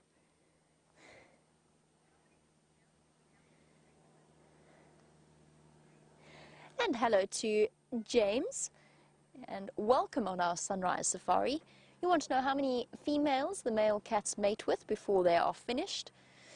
Oh, it depends on what you mean by finished. A male leopard or a male lion has a brief tenure where they are dominant and able to mate with a female in the area, and that, or the several females in their territory, because a male leopard's territory is larger than a female's. That means that a male leopard's territory could encompass 3 females, or even more so, in certain areas, 3 or 4 females. They'll come into estrus every couple of weeks until they fall pregnant, at which point they won't come back into estrus for another at least a year, up to a year and a half. So, sure, how many times? I mean, a male leopard mates about 500 times each time a female goes into estrus. And he'll mate with as many different females as he can encounter. We've got a case here of a dispersal male mating with a female, so he doesn't even have a territory. And what I'm trying to say, James, in a long and unintentionally convoluted way, is I have absolutely no idea. It depends on the individual leopard, it depends on the circumstances. You're probably looking at about 15 individuals that a male leopard will encounter and mate with. That would probably be the maximum in a high leopard density area. Mvula has mated with Xiluva, Karula, Itandi, or, hello, she's going again. Told you, leopards is very frequent. Oh, shame boy, such a plaintive look.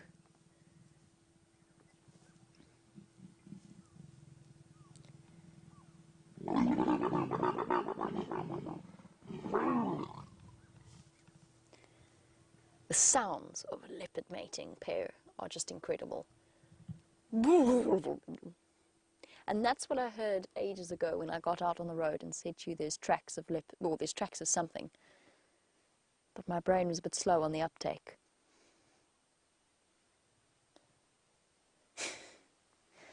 It's just these gentle rumbling growls emanating from both of them. That's what I mean when I say they're terribly unimpressed with each other. But I suppose when mating is as discomforting as it is for both parties, you cannot expect them to be terribly enthusiastic. We're going to reposition and see if we can't get you a better view. We're almost at the road at this point. It's been a steady process in that direction. Poor Brent, he was waiting around. He's now since lost patience and moved off. Let's find out where he's going. I didn't lose patience. I got moved by the final control. But on the exciting note, we're on our way to go check on those gorgeous little lion cubs. And I've just heard there are cheetah tracks crossing into Djuma. So we're going to check at the lion den, see if Mom's around. If Mom's not around, we'll have a quick look and then we'll leave. If Mom's around, we'll spend some time with those bundles of joy. And after that, I think we're going to go track a cheetah with Taxon. And I'm just going to get hold of Tax quickly on the radio. I just want to see exactly where those cheetah tracks are. Taxi, where do those Nkonzo cross cheetah cut lines are?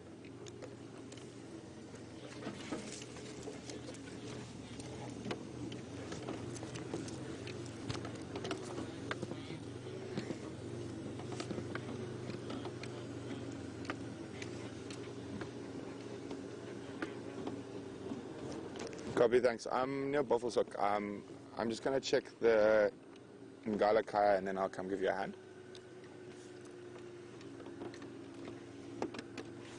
Okay, so the cheetah tracks are not too far from here, but let's not get too focused on cheetah when we're right where the lion cubs could be. So I'm just going to get Dave to come out wide and you can have a look how there's this very, very steep little drainage line. Oh, look there, Dave. African hawk eagle. Oh, isn't that stunning? Now, fortunately, those cubs are a bit big for an African hawk eagle to grab. I think because it's quite cold in the morning, those cubs are going to be piled on top of each other. So if Mom's here, we can spend some time with them. If she's not, we'll have a very quick look and then we'll move on. Okay, so So we need to peer down into this little river system.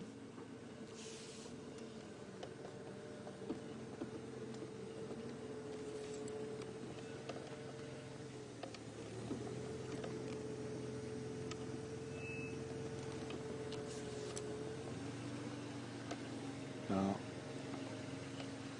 it is possible Mom might have moved the den because they're not where they were yesterday.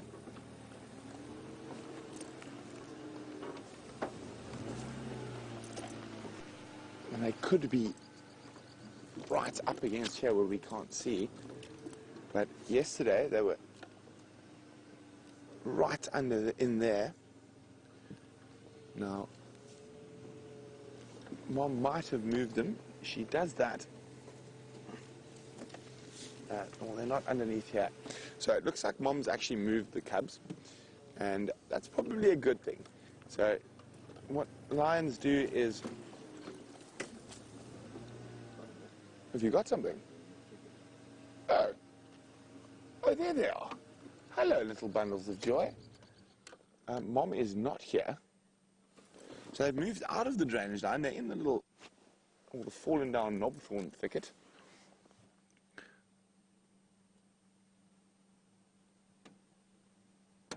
Hello, little guys. I can't see Mom, and they are in a very thick area, but nice to know she actually is still here. She probably will be moving them soon in the next couple of days because they have been here for over a week. Normally, lions don't tend to keep the same den site for more than 10 or so days. Now, the smell of regularly going to an area is what will give away their position.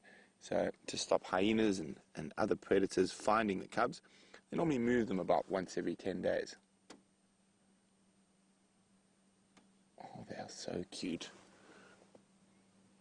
Oh, little yawn. Enjoying the sun. I'm quite sure they're going to crawl deeper into that little thicket as it gets warmer to get some shade.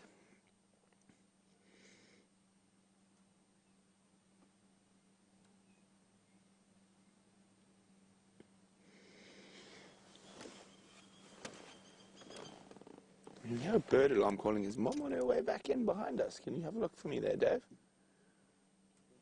No. Okay, well, we're not, as I said, we're not going to spend time while Mom's not here.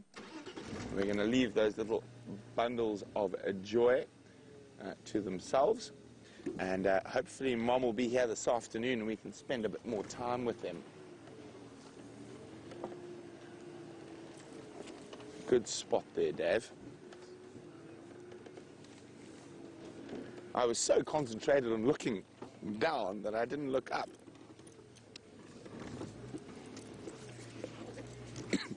Okay, so we're going to go look for that cheetah. I just need to be on the Game Drive channel a bit while we try to figure out where to look for that cheetah that's on Juma.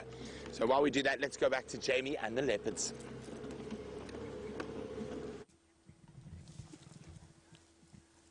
Fantastic timing. Here we go.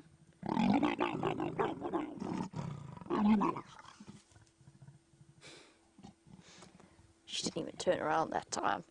She just looks a little bit angry. But she didn't even try to turn around and smack him. Now initially, when leopard mating first starts, the female turns around, she rakes at him with her back legs as soon as he moves to go off her. She kicks at him. There's a huge amount of aggression, and the noise is even more spectacular than the noises we are hearing now. But I'm just trying to calculate roughly in my head how many times they've mated since I first found them. And we're quite far away from the set of tracks, so they probably mated a couple of times before we found them, at least twice. They've mated probably about 10 times. She's going again. Oh, boy. Oh. It's just because you're good looking, Mvula. She can't help herself.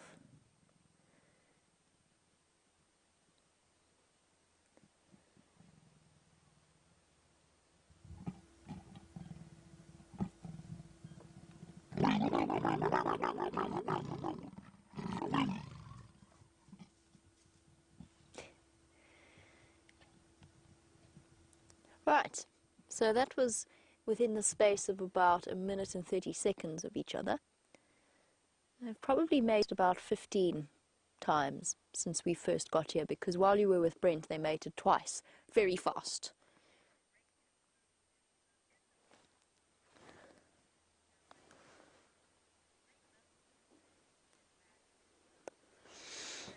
That's a good point from Rachel.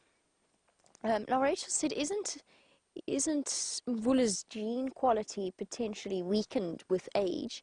And she says, no disrespect to Mvula. And of course, none of us, all of us, are incredibly fond of the great, not quite fallen king, clearly, since he's still managing to mate.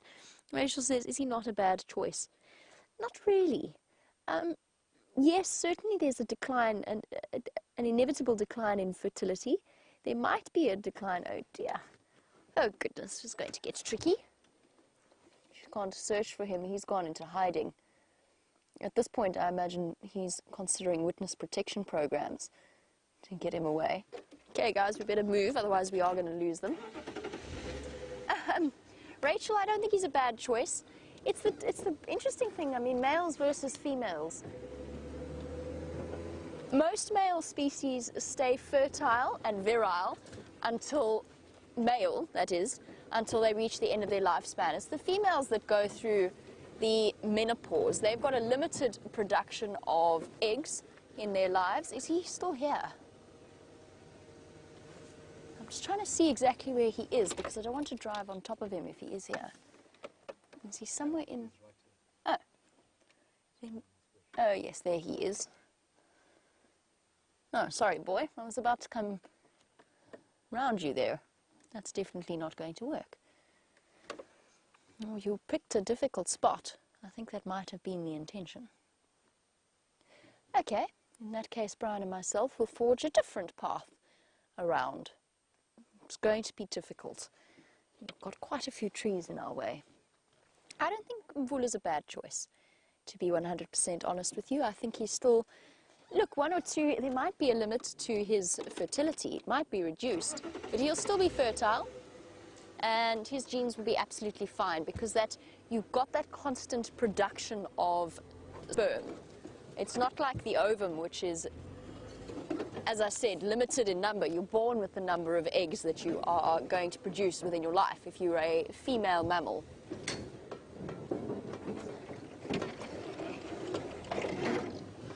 I mean, of course, not every leopard mating is successful. Sorry, Brian, you okay there? Don't want to hit you with a leadwood.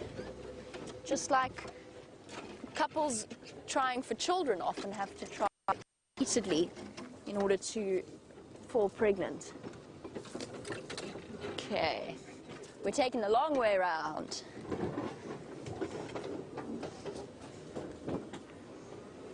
Oh no. Oh dear, it's all gone very wrong.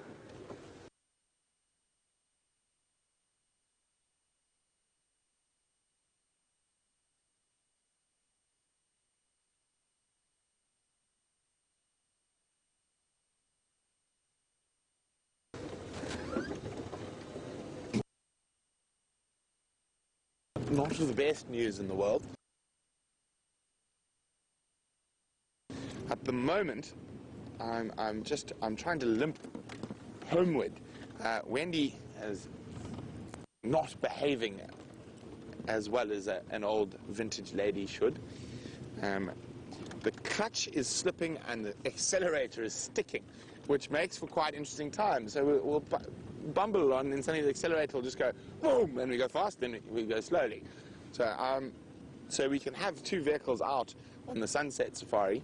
I'm going to start limping home, but I'm going to limp home past where the cheetah tracks went. So we still got a chance of seeing that cheetah. If not, hopefully it'll be around this evening. I definitely think with the lack of water around, it's a very good idea to keep an eye on the Djuma Dam cam during the day. Who knows? And it's a single cheetah, maybe it's even a female. Oof, exciting stuff. But let's keep an eye out on the Djuma Dam cam during the day. I'm going to meander in the area the tracks were going. The tracks haven't crossed Drakensberg Road, but they might, and hopefully they'll cross in front of us with a cheetah in the tracks. We can hope. Now, it would be a long time since we actually last saw a cheetah in Djuma. The last cheetah I saw in Djuma was actually on foot on my off afternoon with Nicola Austin, of all people. And we were having a chat, and this cheetah chased an impala past us on quarantine clearings. Very exciting afternoon that was. And that was a single male cheetah. I'm hoping this is a single female cheetah, and I'm hoping she decides to have cubs on quarantine. Now, as nice as that would be for us, it's probably not good for the cheetah due to our hyena, lion, and leopard densities around quarantine, and those cubs probably wouldn't survive too long. But I have yet to see a female cheetah since I've been in SafariLIVE. I've seen 3 different male cheetah, but no females. I've found female cheetah tracks, but never actually found the cheetah that makes those tracks. Oh dear. We're running. I can't control the car. No, I can. But it isn't healthy. So, as I said, we are...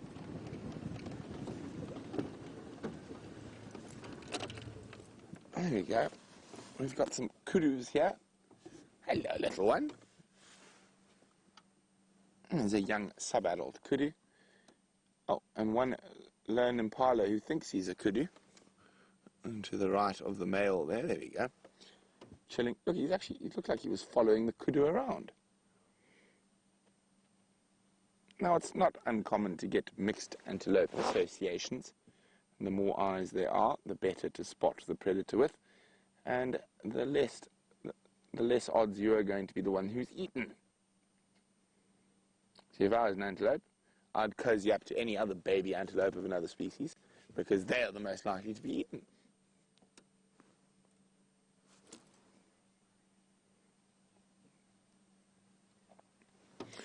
Now, Brian, up until about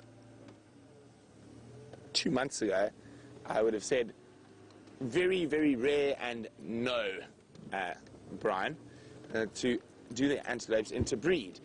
But now, in northern Botswana, for the first time ever, there is a, what are they calling it?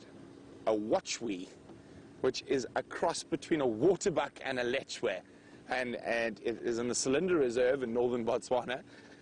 This is the first recorded case, but they are both of the Cobus family, but it is the first case. Now, between an impala and a kudu, probably it would never really work. But between a kudu and a nyala, there is a possibility it might work. They are from the same family.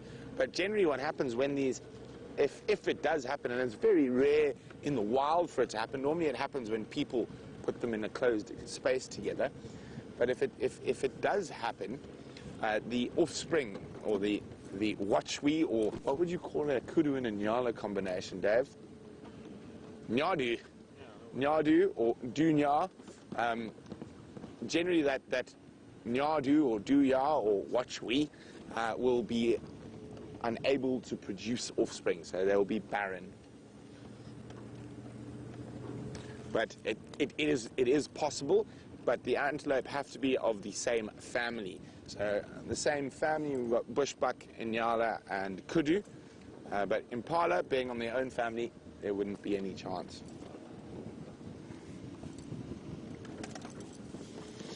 Okay.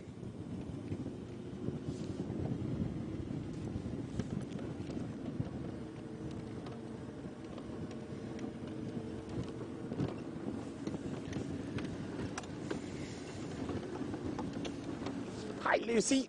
Lucy's in South Bend, Indiana, and obviously one of our regulars. Always great to have you on the vehicle, Lucy. Lucy would like to know how the drought is going to affect the antelope births, and how many of them will survive. Oh, sorry, there's a very noisy radio. And you probably find a lot of them are going to expire. I'd say in the droughts, maybe only 10 or 15% will survive.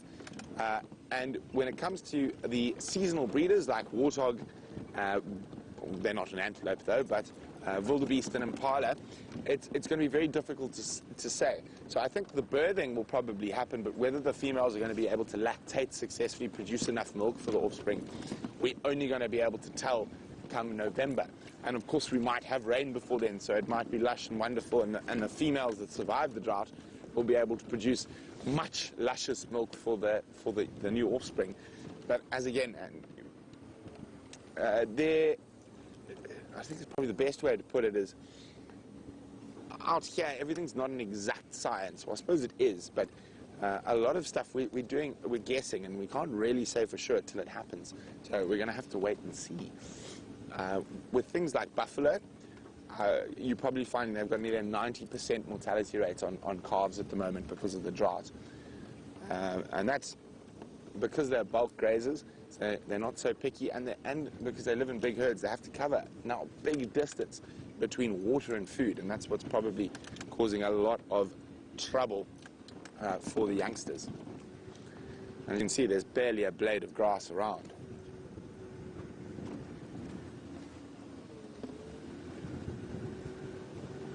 Okay, so we are limping home in hope of a cheetah.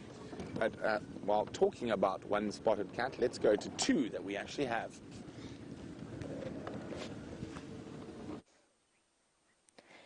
As surprise, surprise, Wendy's clutch has decided not to work anymore. Shame, poor Wendy's been giving us some considerable clutch trouble over the last week and a half. It's sad to hear that it has gone once again. Nevertheless, we have managed to reposition and rejoin our two leopards. At the moment, I can only see one leopard, although I'm sure Mvula is not too far off in that patch of bushes behind her. This is the only possible place that we can go for now. So if she does move, if she does go to mate with him, we won't really be able to get a good view at all. And that's just because there are so many trees. The road is tantalizingly close. A nice open area where we might be able to reposition at will. But for now, we remain in the block with the lovely Xiluva. Just in terms of size, because I think it's difficult for you guys to get a sense of scale. Ah, there we go. Hello, girl, with your beautiful eyes. Apparently, this coming through from Karen, Xiluva, this Xiluva, is the older sister to Nkanyeni. So not Nkanyeni's daughter, it is the older sister to Nkanyeni, or she is the older sister to Nkanyeni. Thank you, Karen. So we've got a little bit of a better idea as to how the leopard genetics are working here. And Brent does just want to talk to me on the Game Drive channel. Give me 1 second. Standing by.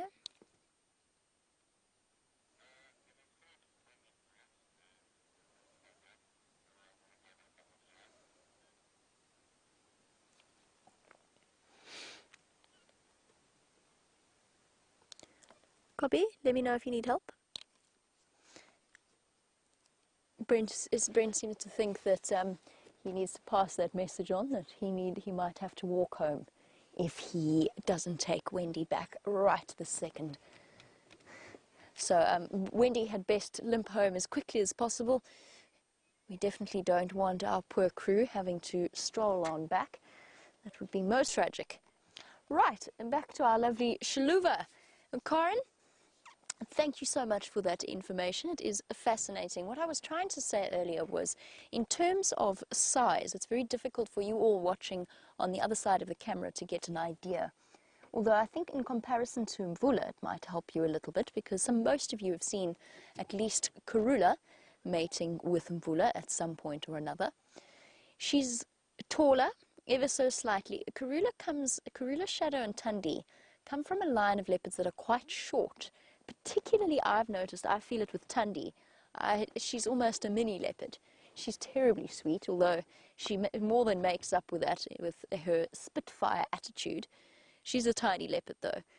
The Inkanyeni family branch. I don't think she's not massive, Xiluva, but she is a little bit taller and a little bit lankier than Karula and Karula's female offspring.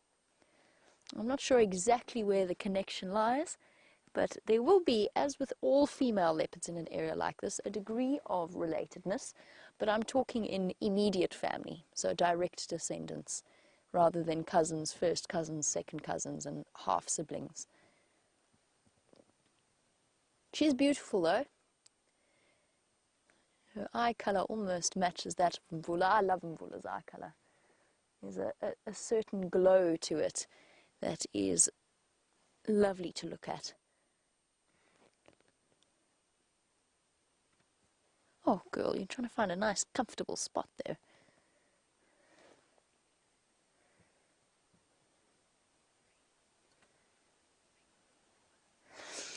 Now I said that not every mating is successful, and it isn't. We've seen it before with Tingana. In fact, it even got to the point where some people were casting aspersions upon a poor Tingana's ability to father cubs. There were accusations flying around that perhaps he might be sterile. He is not. It was just that not every leopard mating is successful. Natasha, hello and welcome, watching all the way in Ontario. I have absolutely no idea what the average success rate is for successful fertilization. So what I assume you mean by that is how often does a mating session, a full estrus session, result in a pregnancy?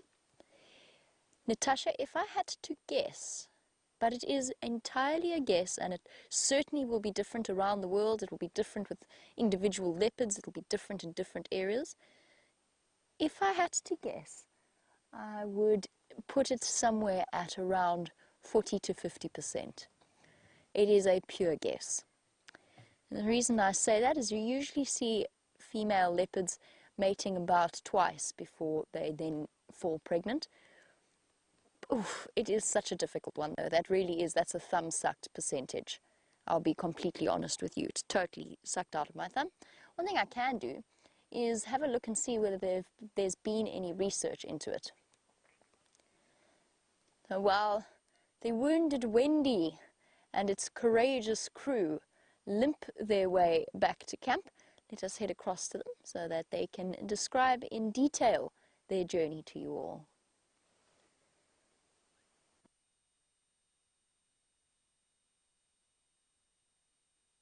Ooh.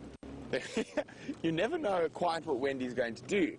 So as you're going along and you see a steep bank coming and you put your clutch in and you try to change gears, except the clutch doesn't catch. So you then attempt to climb said hill in third gear. And then the accelerator sticks, so once you get to the top, it suddenly you take off. Oh, like that. So we are going to try to get this sorted out by Opa as fast as possible. So we are limping straight back into camp. And I was actually quite worried that we might not make it all the way back to camp. I am no mechanic, and so I do know a little bit about vehicles, and I know enough to say this is a problem that is above and beyond my skill set. So I'm going to take it to someone who has the skill set. I'm hoping, let me not jinx it, but I don't think they're major problems. I think it's probably a bit of tweaking of the master cylinder on the clutch, which is, we just put a new one in. And on the accelerator, with the amount of dust and gunk and stuff, there could just be a lot of stuff that's causing that accelerator cable to stick open. And that's what I'm hoping. Fingers crossed.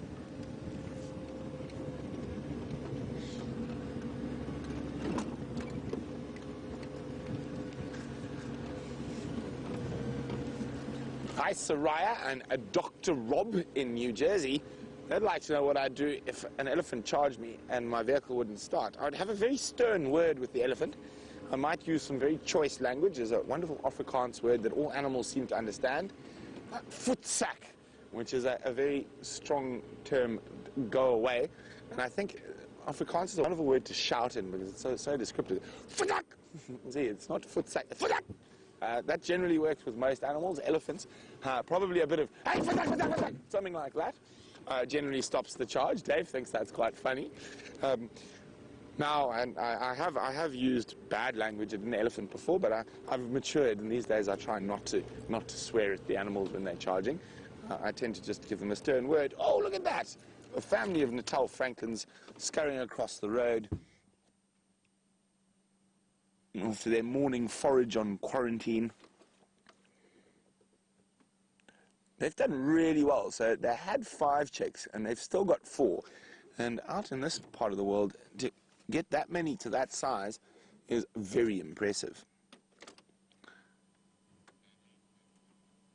Okay, let's see if the car makes it the last 100 meters.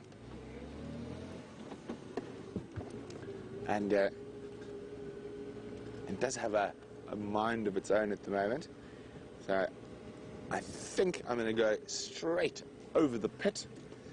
And so Opar can have access to the underneath the inner workings of the Wendela. Fortunately, we are very lucky to have Opar close by and on hand for such moments. Because if it was left to us to fix the car, I don't think we'd ever go on game drive. There would only be a bushwalk. We are definitely not the best mechanics. So there we go. For those of you who've never been into the Juma workshop, here we are. And there is Opar. Opar is, of course, also a great panel beater, and he's busy remaking a Juma vehicle. But there you go. Say hello, Opar. Opar is going to help me try figure out what's wrong with this car at the moment. So from Dangerous Dave, the dish with the dimples, and myself, Brent, it's been fantastic. Great to have you on vehicle. Sorry about the angle grinder going in the background, but I'm hoping we can get this vehicle fixed as soon as possible so we'll be ready for the sunset safari in a few short hours. So toodles for now.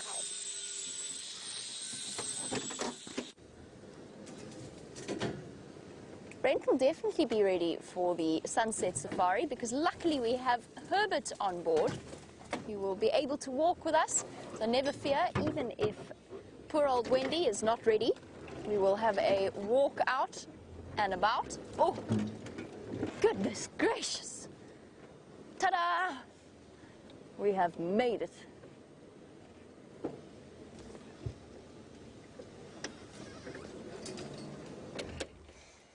There we go. We have our courting couple and other alliterative answers to it.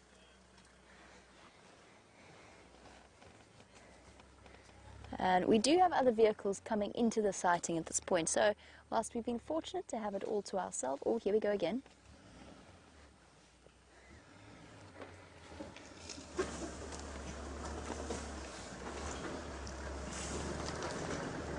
A very reluctant Mvula and a very determined Xiluva. Hi, yours. Here we go once again.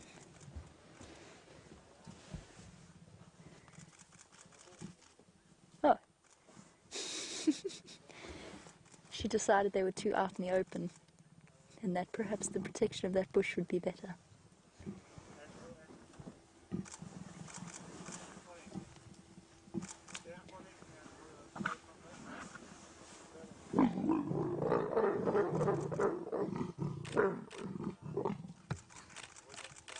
Hello, gorgeous boy. And he's going to search once again for a spot of shade, making his way towards the road. Let's see if he keeps going or if he lies down once again. I think he's going to keep moving. I think he's going to come towards the road. Oh, maybe not.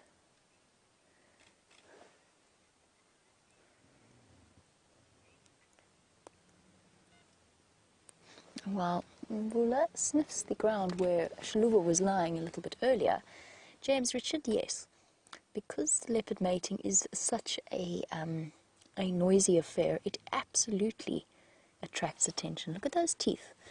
You can judge a leopard's age from their teeth. He gave a little bit of a Fleming grimace there. It was a half-hearted one, but there was a Fleming grimace. The James, yes, absolutely.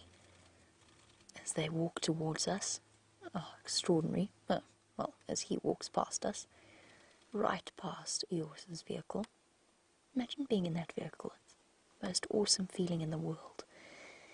Yes, the noise attracts attention, and yes, that is dangerous for them, as is their level of distraction. We saw Tingana and Karula have a very, being cutesy, a very narrow escape from the Tsalala pride when they were mating around Arathusa a good few months ago. And for Mvula it's even more dangerous because yes, absolutely it could attract Tingana's attention. We certainly hope that it doesn't. And sometimes what happens is with male leopards, they actually share the female. They don't even necessarily fight over her. But sometimes they do. And when they do, it can be vicious.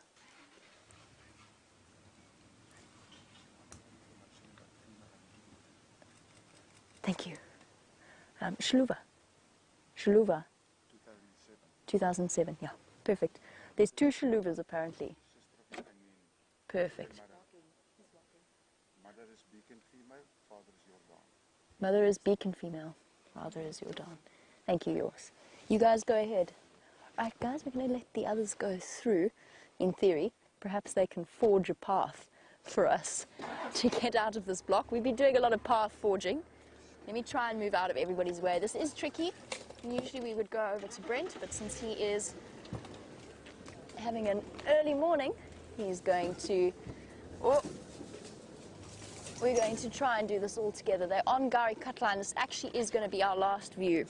Oh no, and I've unplugged myself. Sorry, Kirst. I hope you weren't trying to speak to me because I wouldn't have heard you.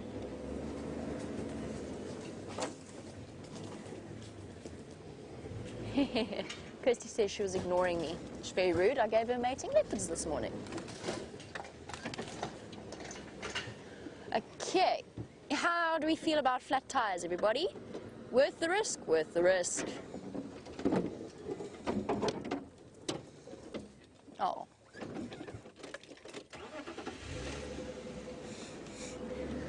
Safari Dean is absolutely right. Opar is indeed the true hero of Safari Live, and this is why.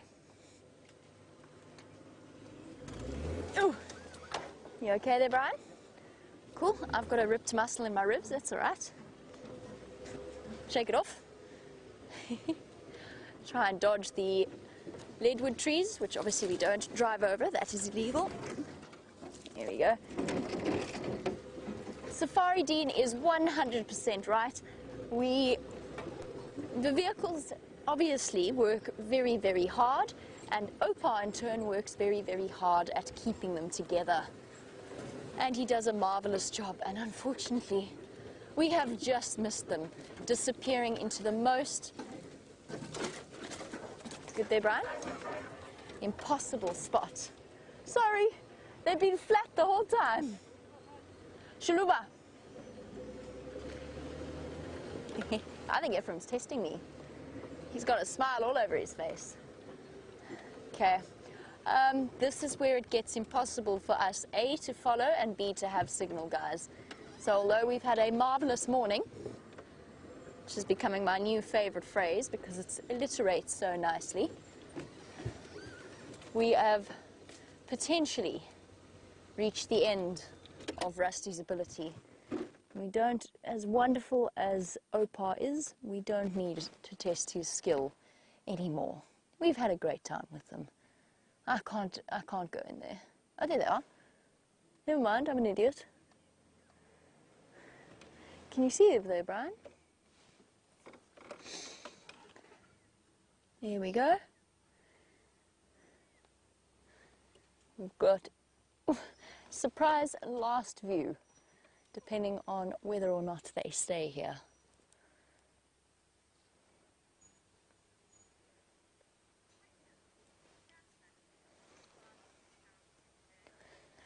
Oh yes, so we were talking about their noisiness and the potential to draw attention to themselves. Shamsun, I heard them mating at, What was I at? I was probably, how far do you think we drove? Maybe about 500 meters before we found them. So we first heard the mating at 500 meters. Now my hearing, whilst it is not terrible, is certainly not at the same level of a leopard or a lion. So probably Shamsan, a leopard or a lion could hear this at 2 miles, even more so. So about 4 or 5 kilometers, if not more so. And Karula has been known to abandon whatever she is doing to follow up on the sounds of mating leopards inside her territory. And if Tingana is in the vicinity, things are going to change immensely for them.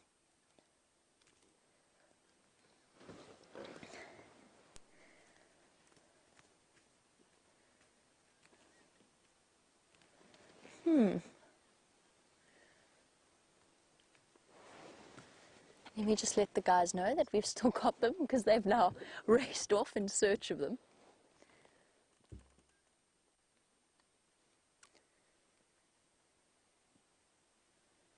When Taxon does arrive, then it will be time for us to leave. Yours, I've still got visual, at least of them Fuzz. She's flat, still up on the other side of the drainage here.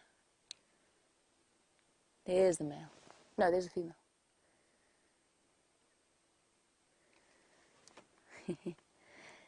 Copy, I'll keep you updated as Makulu block here. I can't visual about 0, 1 out of 5. Here we go. Coming back. And we're going to mate again. We'll hear it, if not see it.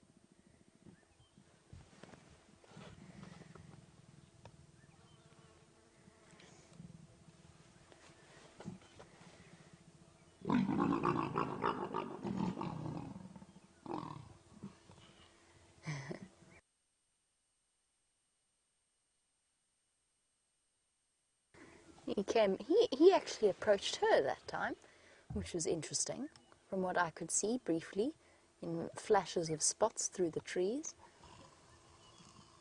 Oh, and although you wouldn't have heard it, he just gave the most exhausted sigh.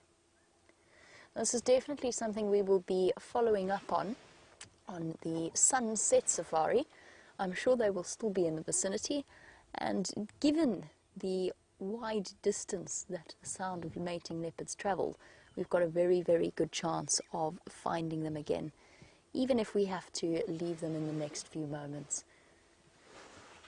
Definitely become a lot more tricky to see them.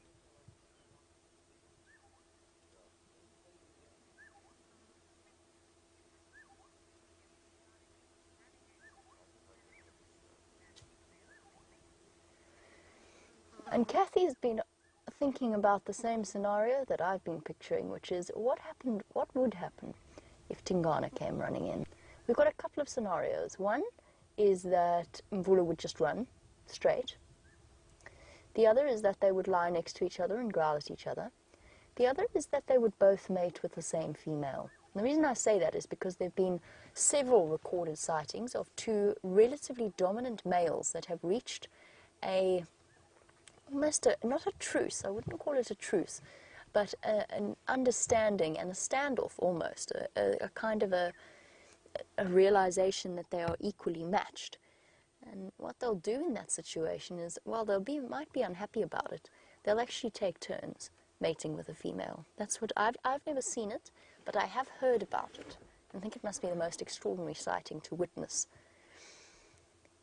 I would suggest that what would happen there would be a great deal of noise, that Tingana and Mvula would lie just like Shimbambalana and Quarantine did not too long ago. They would lie a good couple of meters from each other, growl furiously, and one of them would eventually give in and move off, and that would probably be Mvula.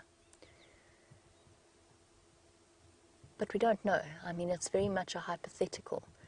In this case, we know what I know from experience. Mostly I've seen when another male is interrupted, the one and only time I've seen that, the smaller male just ran away. But I don't know what would be the case here, because Mvula, even though he has been moving outside of his old territory, he's been pushed to become nomadic, he probably still has those dominant instincts within him. Would he fight, or would he give in? Absolutely no idea. She's up for another round. half-heartedly for both of them. And he's just growling at her for now. Thoroughly unimpressed with the idea.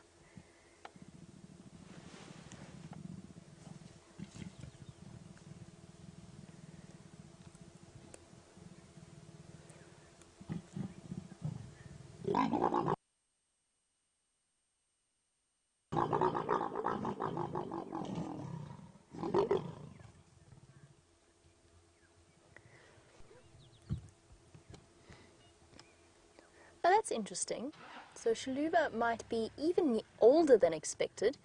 Karen, apparently you say 2005 makes her 11, but same age as Karula. I have to be honest, that was what I first heard and first thought when I saw her. I'd heard a rumor that there was another female of around Karula's age with a neighboring territory. But I wasn't certain enough in the information that I'd been given to put it forward. So 2005 makes absolute sense to me, and she really doesn't look like a young leopard at all. And Shamsan, where does she live? She lives around the northern tip, the northwestern tip of Karula's territory. So Karula extends throughout Ajuma. She shares the boundary with Shadow. Xiluva goes to Sydney's Dam. The Sydney's Dam is the sort of boundary with Karula, and then up into the Manuleti and a great deal of Buffelshoek. I think that if we could question yours, he'd probably tell us that they see her relatively regularly around the Buffelshoek region. So that's essentially, for those of you for whom that is essentially Pig Latin, it is the territory to the north of Karula's territory, and they are roughly close to the same age. So welcome, meet Xiluva, the older sister of Nkanyeni, born in 2005 apparently.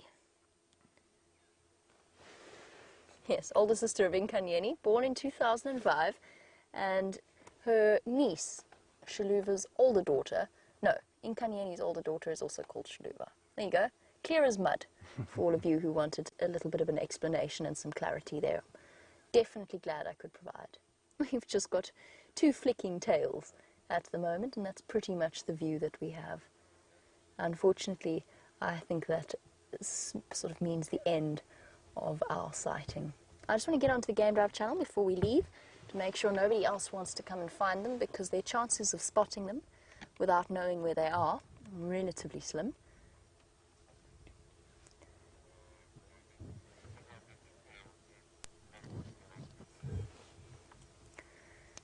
Yours, they're both flat for now. I'm trying to see if I can see a way in for you. Poor yours, he wants to come and see.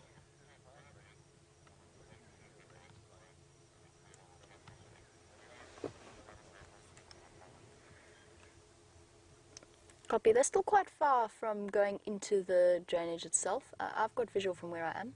Hold on, they seem to be up. Nope, she's just mating again.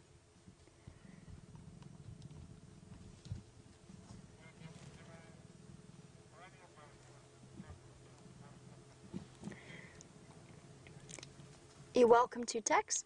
Sorry everybody, let's just make sure we stay here until Taxon and them get here so that they know where to go. You might not be able to see, but you can here.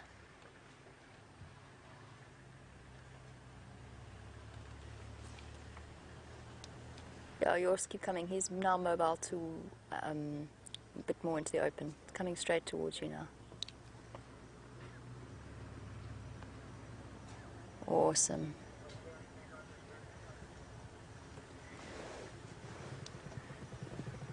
Negative for now. Let's just see if he goes flatter. Keep coming, Tax, towards me.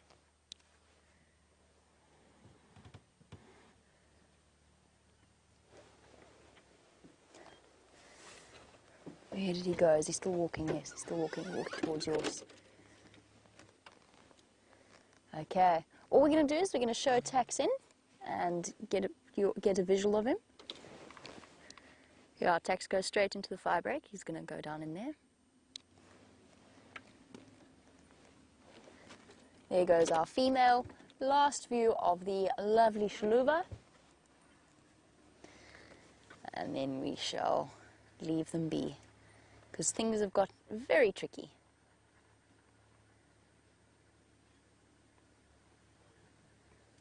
There we go.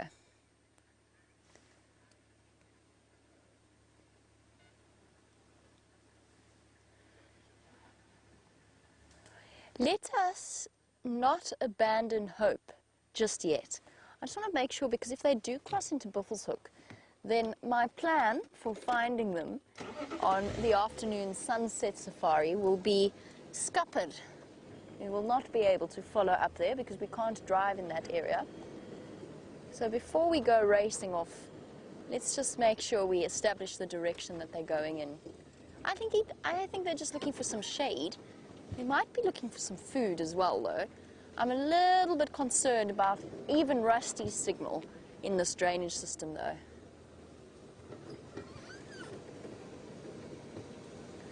Where does it look like the people are all looking? Oh, they're in the drainage system now. No, there's only space for 2 vehicles here. Cool. Oh, wait, up onto the drainage line. Where are you guys planning on going?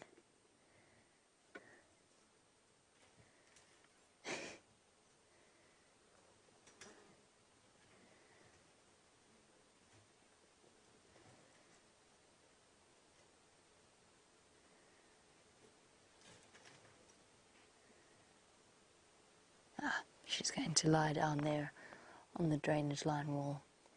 And we have marvelous news in that wounded Wendy might not be so wounded. And you might be seeing Brenda once again before the end of the sunrise safari. But for now, we can keep you occupied because we actually have a relatively decent view. Do you think our signal's going to work down there, Brian? We can try. Should we try? Sorry, Kirst. We're going to give it a go. If we disappear from your screens, don't go away, everybody.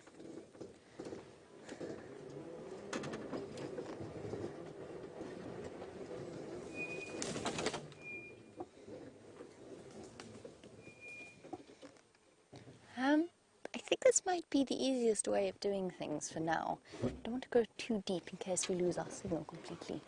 Now, Charlotte, with all of the up-and-coming leopards... Oh, shame. Poor Tax is trying to offer me a spot. No problem, Tax. I think we'll lose signal if we go into the Xiluva. Right. Sorry, Charlotte. Didn't mean to interrupt my answer to you.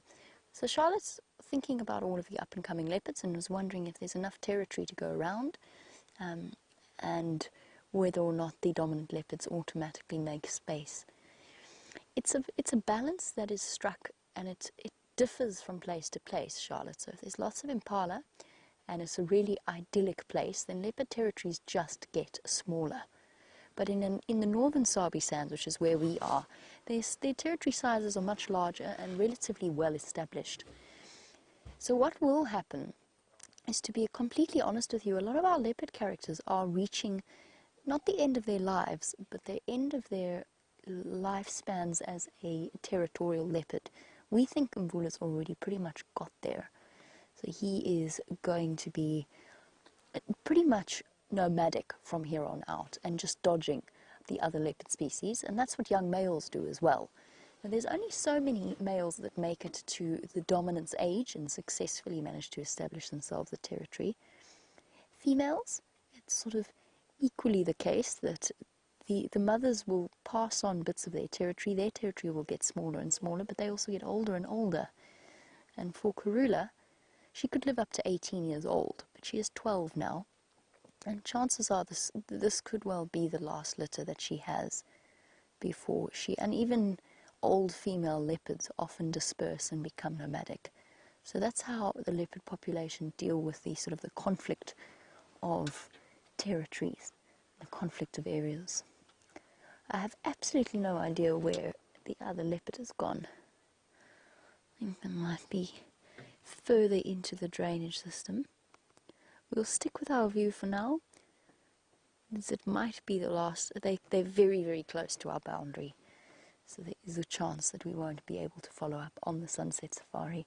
The one thing I'm going to do as soon as I finish drive is to tap into the bush telegraph and find out where Tingana is, or where he's suspected to be. Because even if they haven't found him this morning, they will have a rough idea as to last tracks. But this is close to the boundary of Tingana's territory, this Buffels or Cutline area. Oh, I see a tail in the sand. I don't even think Brian will be able to see it from where he is. There, down. Can you see it from that angle, Brian? The only indication that there's a leopard there. The flick of their ever-moving tails.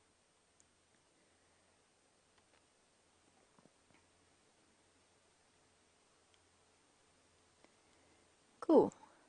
What a exciting way. It's been a long time since we've seen mating leopards, and when I heard that Mvula was mating close to Sydney's dam, I didn't begin to dare hope that he would potentially bring her here.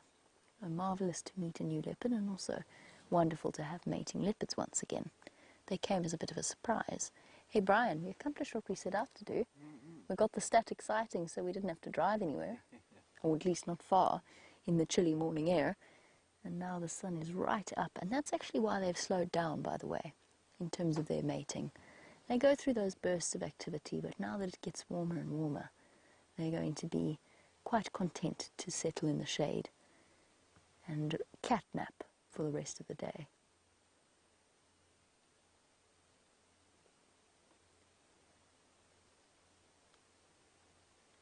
And also better be careful because there are lots of lions around. My mistake, the Wounded Wendy saga continues. Wounded Wendy might not be out. Wounded Wendy and her courageous crew might not be out by the end of the sunrise safari, in which case, guys, I'm going to take this opportunity for us to love and leave the leopards and to carry on and move off in search of something else. Unless Kirsty in the next 2 seconds gives me a very strict command to stay, in which case I will, of course, naturally obey.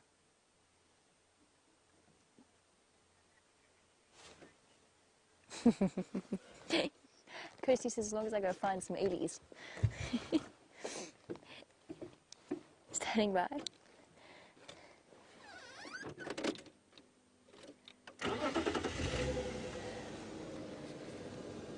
That's affirmative. They are static for now in the drainage line just to the east of Gari Cutline, right? Best approach is in the fire break itself. I'm leaving the sighting now with attacks on yours.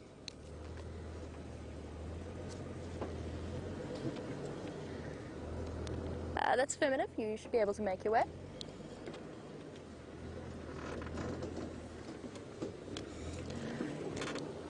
If you come along Gari Cutline, come towards Gari Cutline and towards Buffels of Cutline, but on the fire break, on the eastern side of that road, you'll see tacks on yours. Okie dokie, let's go find some elephants, folks. Marvellous mating leopards. We're giving other people a chance to go in. Bernie's on his way. So we shall move off and see what else we can find. Rusty's creaking along gently, having just been quite actively moving through the trees and the bushes of the area. She seems to be just fine, though. Well done, Rusty.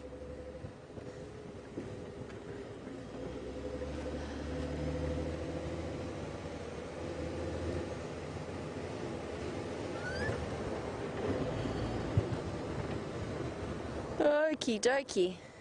Bear with me one moment. I think I am too warm. I need to take off a jacket, which means taking off an earpiece as well at the same time. So at this point, I won't be able to hear any questions or updates just yet.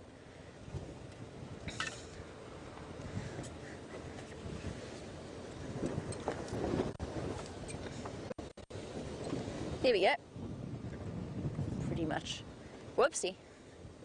We very briefly nearly went off the road there. Oh, that time we did. There we go. All is sorted. and we are on the search for the elephants. Let's just see if Brent's still around in the Game Drive comms. Brent?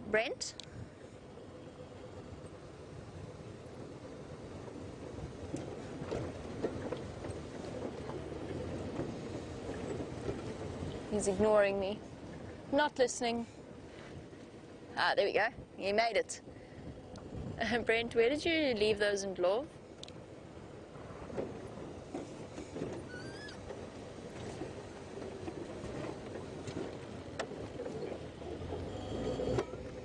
Copy, thanks. There you go. Just getting an update about where Brent left his herd of elephants this morning. They're just around the corner, which is exactly what I thought and exactly what I was hoping for.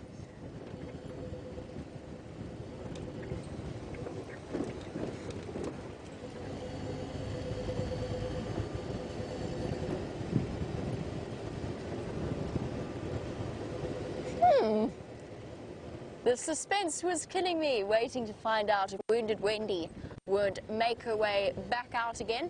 But Opar, once again, as Safari Dean says, proving to be the true hero of the operation. Opar has fixed Wendy. She's back up and running. Let's find out what they're going to do for the last part of their drive. So we are back. Yay! Well, now, at least my diagnosis was correct. It was the slave cylinder on the clutch that was giving those problems. Now, what happens, there's actually supposed to be a spring on our clutch, and for some reason, there is none, and I don't know where it's gone. So what happens if you push the clutch all the way in, it pulls the slave cylinder all the way out, and that's what happens, and that's why we're missing. So now I've got to half push the clutch in, and this is just to get us through for the last bit of drive. Then Opar is going to fashion a spring and to put it in there. So fortunately, much better. And the accelerator cable was exactly what I thought it was. It was a build-up of dust and gunk that was causing the accelerator cable to stick. So we just sprayed a bit of WD-40 on it, and that was right as rain. As I said, I know a little bit about car maintenance, so I can often diagnose the problem, but ask me to fix it is a different story. So guys, I know I've been off the radio for a while, so which female leopard was Mvula mating with? I'd love to know, so if anyone does know, So this was Xiluva, the 2005 Xiluva. So I would really, really like to know a bit more about her. I don't know about her, I only know about the younger Xiluva. Who was her mom, where's she from?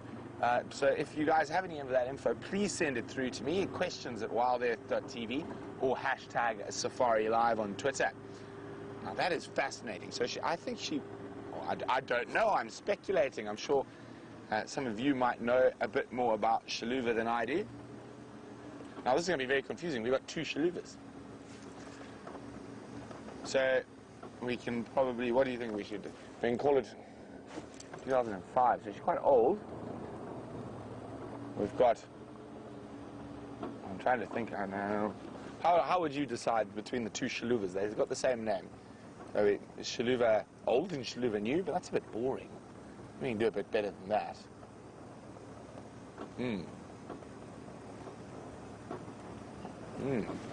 I will have to think about it. But again, any information would be wonderful.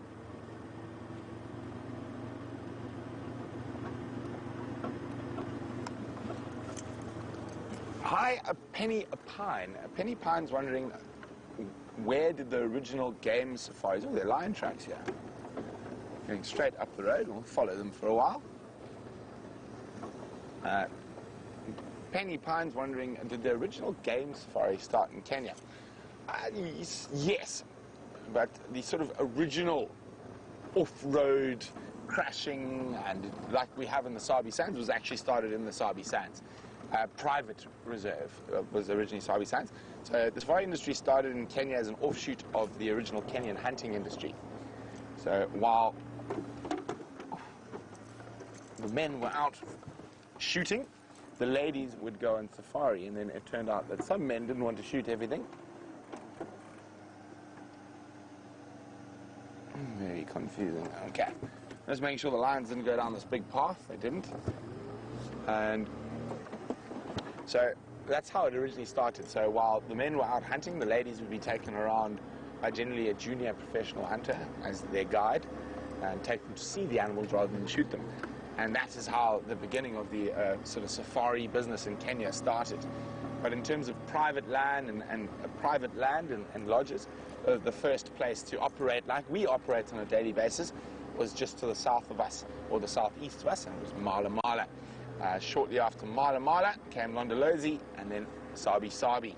Those are the three sort of originals, the sort of oldest, longest standing of the commercial safari lodges in the Sabi Sands. Now, of course, there are lots and lots of them. I wonder where that line went. On the tracks of a single male lion that I saw, but there's been quite a few cars and a tractor even on this road already this morning, so they might have continued straight down, or they might have ducked off to the west. I haven't seen any tracks going off to the east.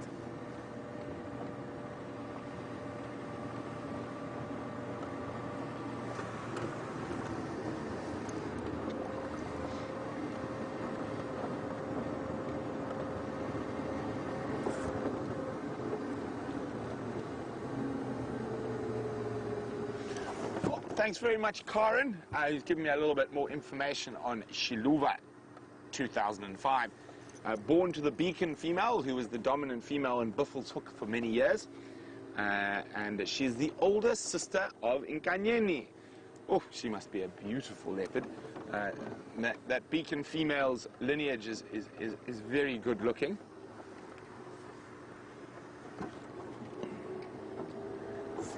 So I think she probably holds most of her territory in the southern Manyeleti, and because she is mating is the reason she has moved down onto Djuma. So, as I'm sure Jamie said, it's not uncommon for female leopards to move well out of their territory while mating.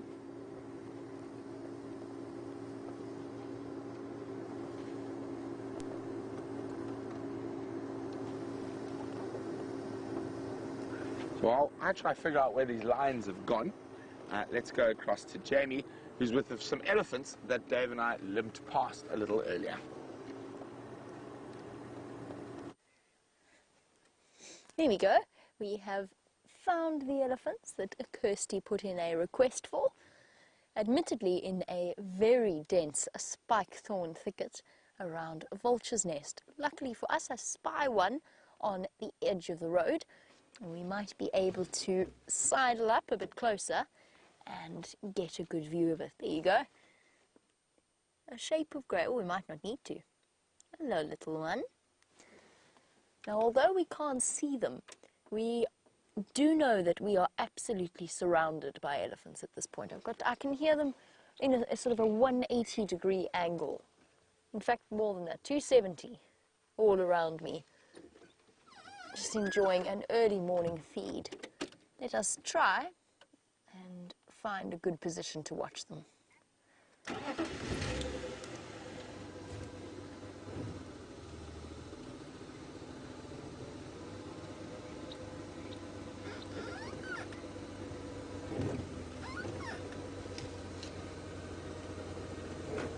We have just been with our leopards producing the next generation of little leopard cubs.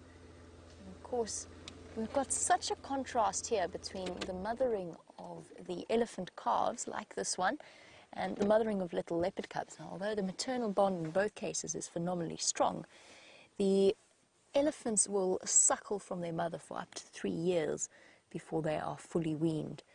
Now, Annie, you were wondering if perhaps the length of time that they take to use their trunk, or to learn how to use their trunk, perhaps has something to do with the time at which, the incredible length of time it takes them to be weaned. There could well be a connection.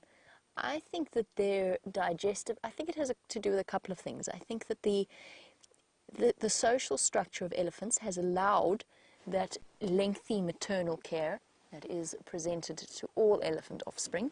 I think that the herd structure has sort of permitted for that, whereas a solitary animal like a leopard, for example, might have to wean her cubs sooner. Lions, of course, are a good contrast because they are social, but they have to hunt. They have to be able to leave their cubs and go out hunting, and lactating does take a great deal of resource away from the body. I think the fact that they are herbivores makes a big difference because they can have access to resources easily to sustain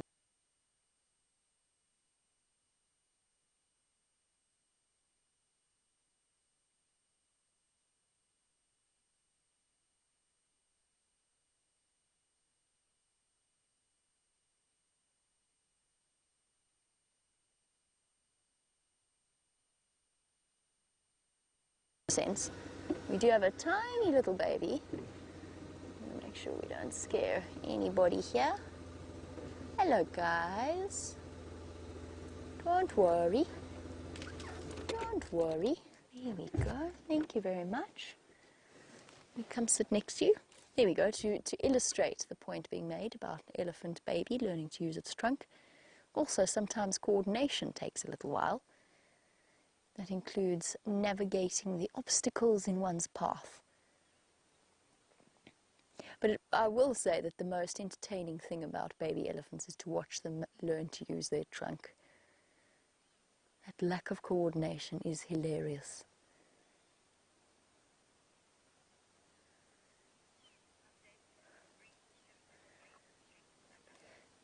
Well, guys, those of you who experienced our dip in the stream, we do apologize.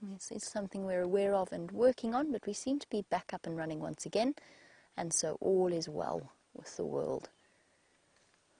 And we've got elephants snacking on the weeping wattle tree, making short work of that particular branch.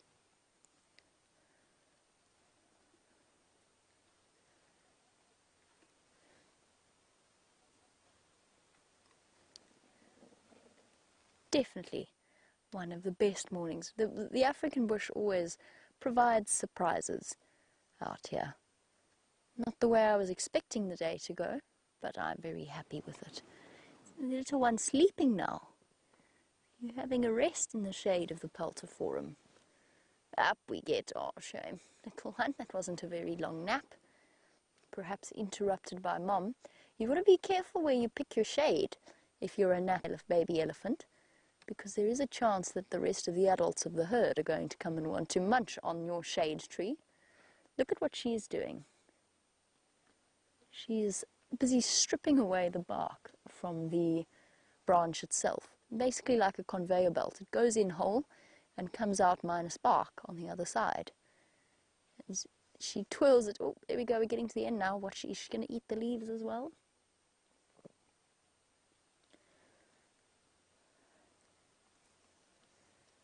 Looks like it. The end branches, I think, are going to get completely crunched.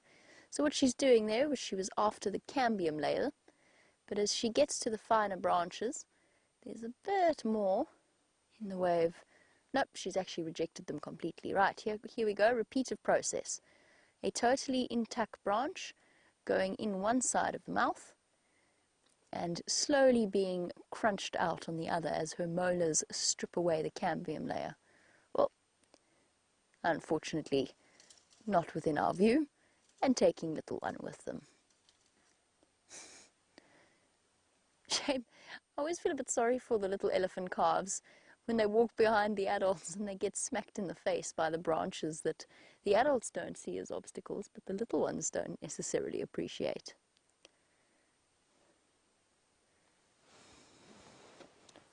And all the time, our young elephant bull that we pulled up next to, oh cute little one, has been thinking about coming to give us nonsense. However, he has decided that actually he's a little bit terrified of us and that perhaps it would be more sensible in order to go and catch up with the rest of the herd.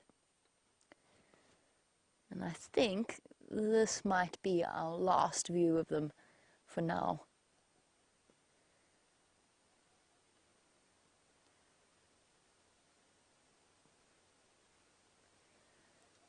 Not a bad way to spend one's day. I'm going to try a little reposition. We've only got a few short minutes left of the sunrise safari, but let us see if we can't fill those short minutes with elephants on your screen for the last moments. Perhaps we will find a suitable corner to loop around. Let us try. I don't think we're going to be lucky. Oh, yes we are. There's a bottom. There's several bottoms. It's a huge herd of elephants. Oh, there we go. We don't have to. We can look at elephants. Oh, we can look at an elephant with a collar. That looks like a collar sticking up behind her head there. Similar to the one that one, yeah. Similar to the one that Sindile wears at this point. There, if you look really closely, you'll see it poking up over the top of her shoulder blades. That is a radio collar that can be used, probably sends out GPS coordinates of her position, or else can be used in terms of radio frequency tracking using telemetry for research purposes mainly. It's questionable whether or not that, well, it may well still be active, and will be for one of the various research organizations around here that study these magnificent creatures.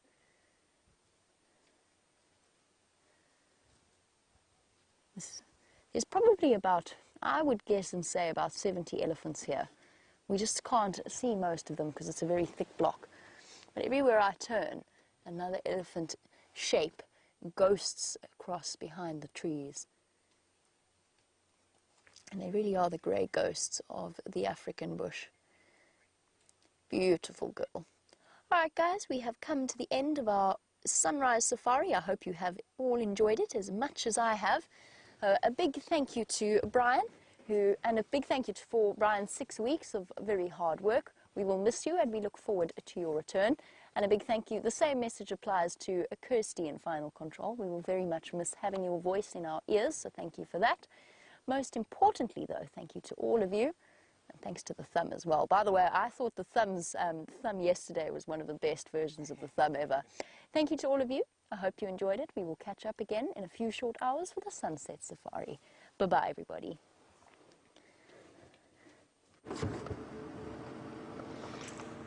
Dave and I are still trying to figure out where this male lion went. There's no tracks of him crossing through on to Arathusa or Sibambili, so we're pretty confident he's around here somewhere.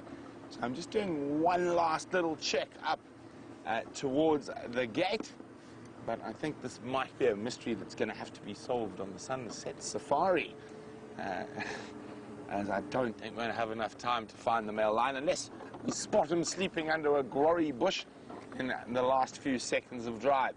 But how exciting has it been that you have, well, definitely a new leopard for all of the current SafariLIVE crew. We've never seen a 2005 version of Xiluva. Quite strange that she's got two daughters by the same name. Xiluva 2005, Xiluva 2015.